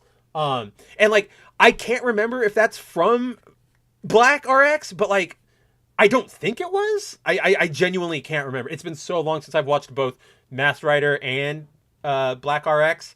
Side note, somebody make Masked Rider available on some sort of DVD. Shout Factory, anybody? I know it's the Western one, and it sucks, but I can't find it anywhere except for like 240p rips or 240p rips on like Brazilian YouTube. Thanks, Timon. Also, Timon, I don't know I'm sure you know this from just hanging out around the streams, but Josh is in Chile, and he grew up there, and because like, so the connection here is that you guys should talk about like childhood Toku and all that stuff, because you're both in South America, and Josh loves both Chargeman and Flashman. Okay, that's right. RX did have the car. RX did have the car, but they used that as like his main transport in the American one instead of a bike and like that's what I mean. Like they just started. They used more of the car footage instead of the bike. I don't know what's going on over there, man. I'm not Saban. I'm not Haim Saban. But yeah, so unsurprisingly, Bennet got massive backlash from people. And guys, I spent a good amount of time looking through the backlash just to substantiate stuff, just to look around. So Bennet gets backlash, and he goes back to Twitter the next day, and he says, quote, "Amazing. Gotta love Twitter. Another mass pile-on as people choose to misread reasonably innocuous comments and attack the poster. This really is like digital Deadwood." So first of all, this is the real life equivalent of that comic where it's like, say something stupid, ha ha ha, I was merely pretending, right? Like that's pretty much what this is. But also, back to what I was saying is that nobody was like, there was no pile on, as he likes to describe it. Okay, there was no coordinated effort. Nobody was just jumping on him to say, fuck you, fuck you, fuck you, fuck you. It was a lot of people going, this is a terrible idea. Simon, this is a dumb idea. Oh my God, Simon, this is so stupid. Typical Western people. Like, it was people with genuine complaints and genuine insight. Not all of it wholly original, but it doesn't have to be. Not everything ever said has to be 100% new.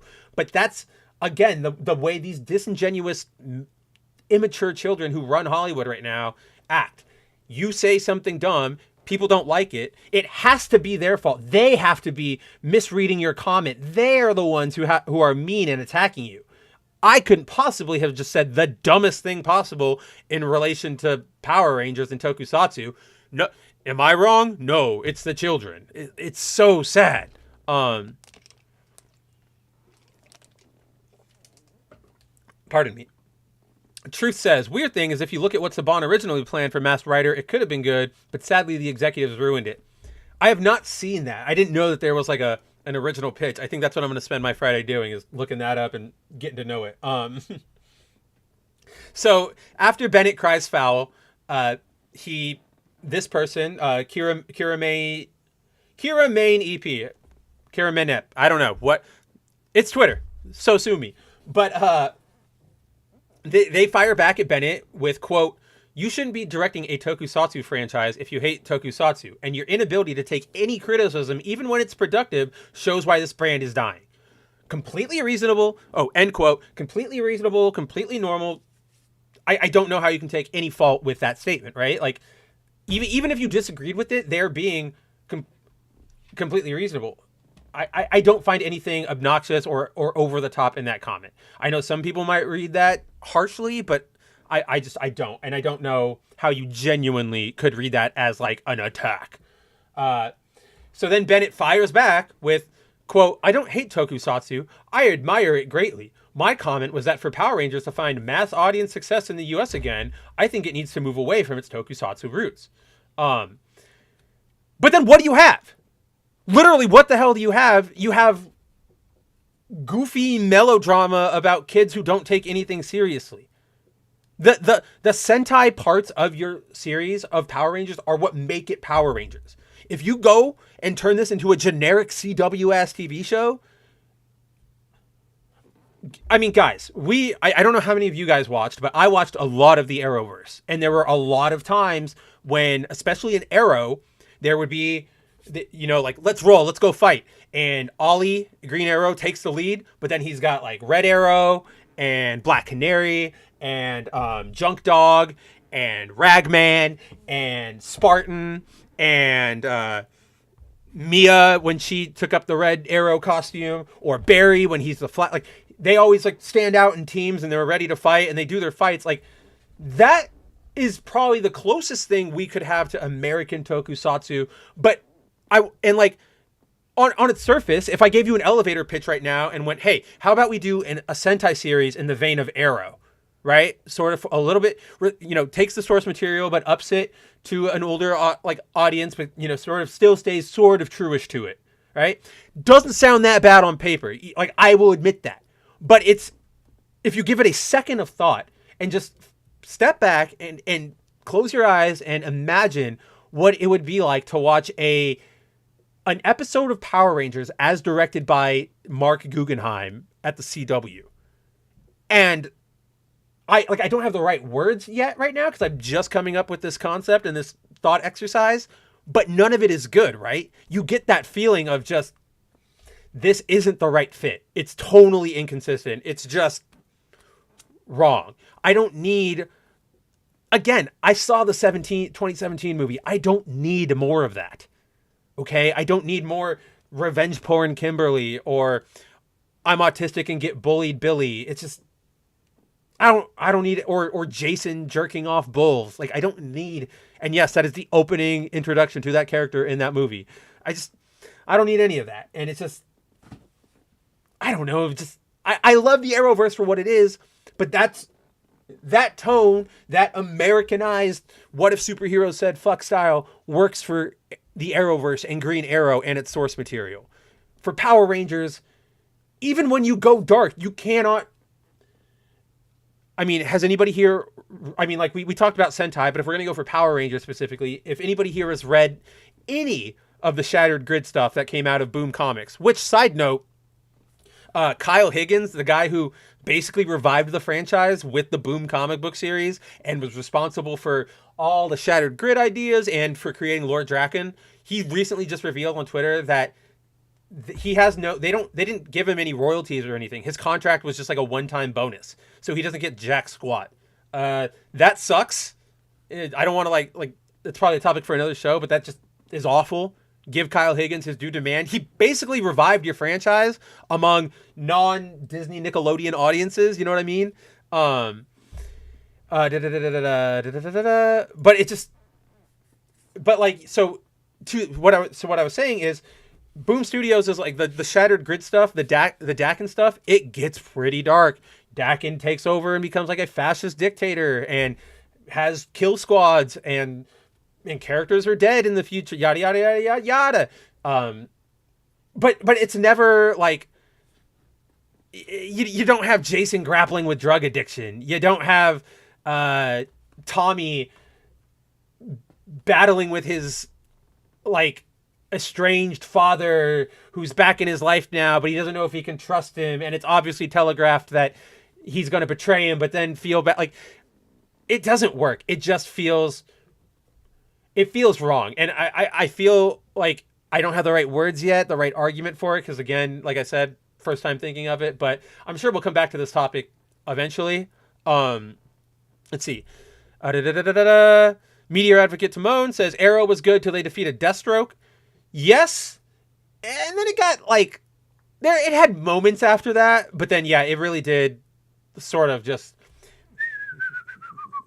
like, I liked the stuff when he went to when he became Ra's al Ghul, right? Like when he took over the League of Shadows, that was kind of fun. But I'm with you. It definitely lost its steam. It didn't need to go 11 seasons or whatever it made. Tehillim says, sounds like Simon Bennet wants to self-insert himself into this. Well, that's kind of what it is, right? Like, I'm sure he has some sense of that. Like, I'm making this work. I am in this work. The character is me. Or the work is me. I am the work, sort of thing. And he doesn't want to be self-inserted into something childish. That's just the bottom line. Like, that's my read of it. Boom comics nowadays are trash. Yeah, I've fallen out of reading them. I'm really behind. I don't know. I don't really have. I haven't seen anything that really wants to pull me back in. The Ghost Ranger looks cool or whatever, but I don't even know what's going on with that. And I feel like that storyline was like months ago. I did a promo piece on it. Yeah, months ago. No idea what's going on. Once Hasbro bought Power Rangers, the whole thing failed. Oh, over at Boom. Yeah, that's because Hasbro doesn't know what they're doing. Hasbro is really, really dumb. And like, they're a really dumb toy company. But so to put an end cap on this entire discussion of Bennet, I think this sort of sums up this whole situation, mentality, zeitgeist thing, cultural moment, whatever the hell you want to call it, right? Is that in a couple days before he went out on his stupid take, Simon was talking with another producer, I think, on some show, some television producer on Twitter about like, taking note. The other producer was taking note of sort of like, this is ridiculous looking, but look how fun it is, right? Like a tokusatsu fight scene, which is true. Like, we all notice, like, you're in a quarry, it's a little low budget, but yeah, we're having fun. And Bennet came in with this nugget of insight or of memory. And he recalled, quote, "It took me some time to get my head around how obviously plastic toys and rubber monsters were taken so seriously. There was laughter at our Japanese footage meetings, where the excerpts selected by the writers were discussed by other HODs, I'm not entirely sure what that is, RE matching locations and action." And like, I don't know, man. If you went into your job on the first day and you laughed at the source material and questioned why anybody was supposed to take this seriously, I don't know what to tell you. Get a new freaking job. If you go into I'm going to be a fat American, but like, if you go into a pizza parlor and you get a job, and the first thing you do is like, everybody who eats pizza like this is like really fat and really stupid, and I can't believe people eat pizza like this. Why would I think you're going to make me a good pizza? Why would I think you care about pizza? Even if afterwards you go, oh, everybody recognizes pizza's unhealthy. I was just commenting on it. It's like, it's kind of like, if you've ever seen, there's a specific type of guy, and this specific guy's type of behavior is best summed up as, so we all know wrestling is fake, right? Like AEW, WWE, not fake in the sense that they're not actually moving or performing, but like the hits are telegraphed and all that. The storylines are pre-written. All the surprises are planned. It's basically like it's basically American Toku, right? Wrestling. But even though we all know that, and we've all known that since the Attitude Era in the 90s, right? There is always one guy who, if you're hanging out, or I mean, hopefully he's not around, but this person does exist, where if you're talking about wrestling, let's say on Twitter or on a stream, right? You will always have that one dude who comes in and goes, wrestling's fake, right? Shut up! Shut up! We know! Everybody knows. You are not smart for pointing this out. It's kind of like the same thing when people go like, oh, she's got boob armor. That won't protect her in battle. Shut up! We know! Like, everybody with a brain recognizes that. But then everybody with a brain immediately makes the connection of, this is fictional, this is fun, it works within the rules of its universe, yada, yada, yada. Like, you're not cool or clever for that. You're just somebody who really wants to be... You're somebody who wants everybody to go, dang, you're so smart. What a leader of our time. And that's what Simon Bennet is doing here. And like all the other people who are apparently in these meetings. Yes, even us, the dedicated Toku fans, like Truth or Timon or Tehillim or Josh, right? Like, even us, we can recognize, like we just did, that yes, the footage is low budget and it's not cinema quality. We all know that. But it is the sincere treatment of it that makes it what it is. And if there was somebody in a Sentai writing room going like, really? This is so stupid. Like, you're really taking a giant worm monster in a suit seriously as a threat. He would rightfully be thrown right out on his butt. And so I don't know why Bennet here thought he should stay. I don't know why Hasbro or whoever was in charge at that time. I think that might have been Nickelodeon at the time. I don't know why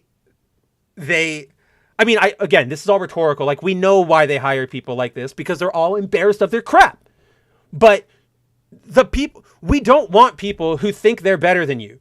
We don't want to hang out with that person who says, wrestling's fake.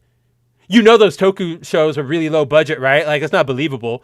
That guy sucks. Nobody likes that guy. That guy stands by himself at the party because nobody wants to talk to him, right? We want to go talk to the person who's happy, who's actively engaging with things, who's enjoying what is happening in front of us. The guy who goes, Toku? Heck yeah. Or like, if you're new to the thing, going, all right, so those are your villains, those are your heroes? Perfect. All perfectly fine with me, nothing weird about that. Let's go. Like, you don't want that person who's just a big fat curmudgeon going, and then Truth says, what happened to the last franchise where the people laughed at the source material? I mean, all of them, right? I specifically don't even know which one you're talking about, because we could literally apply that to everything. We could apply that to Marvel, Star Wars, DC, just anything in recent years that's been adapted by the West is they're ashamed of the source material and they hate it. Cowboy Bebop, right? Like that's the perfect like end cap to that. And I think that, wow, that was like the perfect end cap to the topic, and I think a perfect end cap to the show, because we are right up on that 2-hour mark, which is where I aim to keep the show. I know that some of the I think maybe the description mentioned that I was going to talk about Mega Man X Dive. Obviously, I didn't get any time. Maybe we'll talk about that next week. Who knows? Long story short, I really like it as a huge diehard Mega Man fan. I'll get into it why. It's not perfect, but I'm having a lot of fun with it. before we close out, Meteor Advocate Timon says Knights of the Zodiac awful. Oh, that new one with McIntyre and Sean Bean and Famke Jensen. Haven't seen it yet. Looked really bad. Haven't heard good things about it. Again, Josh watched it like the day it came out because he loves Saint Seiya. He was not a happy man. And then Truth drops. You be sure to not recommend them Jetman or Kuga for starting Toku, or that person might not watch other Toku shows with how good they are. Do it much later. Oh, you got, if you're not, unless you're just, the easy way to get somebody to Toku is go season 1, episode 1, go. Easy. But yeah, if you're doing the curated type of thing, Truth, where you're like, maybe you like this one and this one and that one, you got it. Kuga and Jetman, that's the dessert. That's what, that's what you end cap the meal with. But that being said, let's see, where are my things? I really got to set up that Steam Deck so I can just bam, bam, bam, instead of searching around. But that being said, guys, I want to thank everybody who stopped by today. I know we had Truth, Sahilum, Meteor Advocate Timon, Jay Lee was here for a while, Joy for probably 2 seconds before she went to bed. But it was incredible. I'm having a lot of fun doing this specific show, just getting to be myself and sort of take the reins a little bit on more obscure niche topics. So I hope you guys keep joining me. For those unfamiliar, there's no real topic format to the show. It's kind of just whatever I want to talk about during the week. Last week I talked about the Netflix One Piece show. This week, Simon Bennett's dumbassery. So it's always changing, always revolving, always something fun to start your weekend off with. As for me, in the future, after the stream, I'll be hopping off. Got some work to do, of course. But you can find me Monday. I will be on, what is it? What is their Monday show nowadays? Yelling at Parked Cars over on Comics Division's channel. What is that? Oh my God, I totally blanked on the word. But like, not confirmed. Still working on it. I'm pretty sure we're going to do it, but may not. Who knows? Stay tuned for Monday. Aside from that, you can find me Wednesday on the Black Pill stream over at Bounding Into Comics. 9 p.m. Eastern time. We break down all the latest pop culture news and remind you why there's really no hope left in Hollywood. Then, aside from that, I am appearing daily, semi-daily, however often Jonas wants to use my videos, on the newly launched That Park Place YouTube channel, which is, it was created by WDW Pro and Jonas Campbell, who some of you guys might know from around. What we're aiming to do is essentially a 10 to 12 minute daily show where your favorite personalities from across the sector, people like me, Vash, Lorena, Cultura, all of us, we come in, the video, we have 2-minute segments where we explain to you the story. We don't bog you down with a bunch of anything else. We give you the information, say, here it is, there you go, and on to the next story. So really, really sort of a real, genuine entertainment news replacement is what we're going for there. So please check it out on YouTube, That Park Place, very simple. Aside from that, I'm occasionally on the WDW Pro Show. Check me out there, always a pleasure. And yeah, aside from that, find me every day on Bounding Into Comics. I'm writing normally something angry about Toku, because people like Bennet are ruining the cultural chances of it, I guess. Oh, and yeah, here, wait. Asterisk. I'll close out with this last point, because I meant to say it earlier. Bennet, Toku is getting more popular than ever right now, currently, in America. Like, adult fans are being turned on to it. Bandai is finally giving attention to the series over here. Shout Factory and who's the other one? Discotech are finally giving really nice Kamen Rider Blu-ray HD 4K collections. It's not about the series itself, Bennet, okay? It's not about the fact that it has low-budget fights with colorful heroes against goofy-looking monsters. That's not the problem. The problem is that you're too ashamed of those roots. And the more you get away from those roots, the less you're going to have Power Rangers, and more you're going to have the Arrowverse. And I just think that's bad news for everybody involved, But with that being said, I hope everybody has a great weekend. Obviously, if you want to get a hold of me, I'll be on Twitter at Kabuto Rider Mav.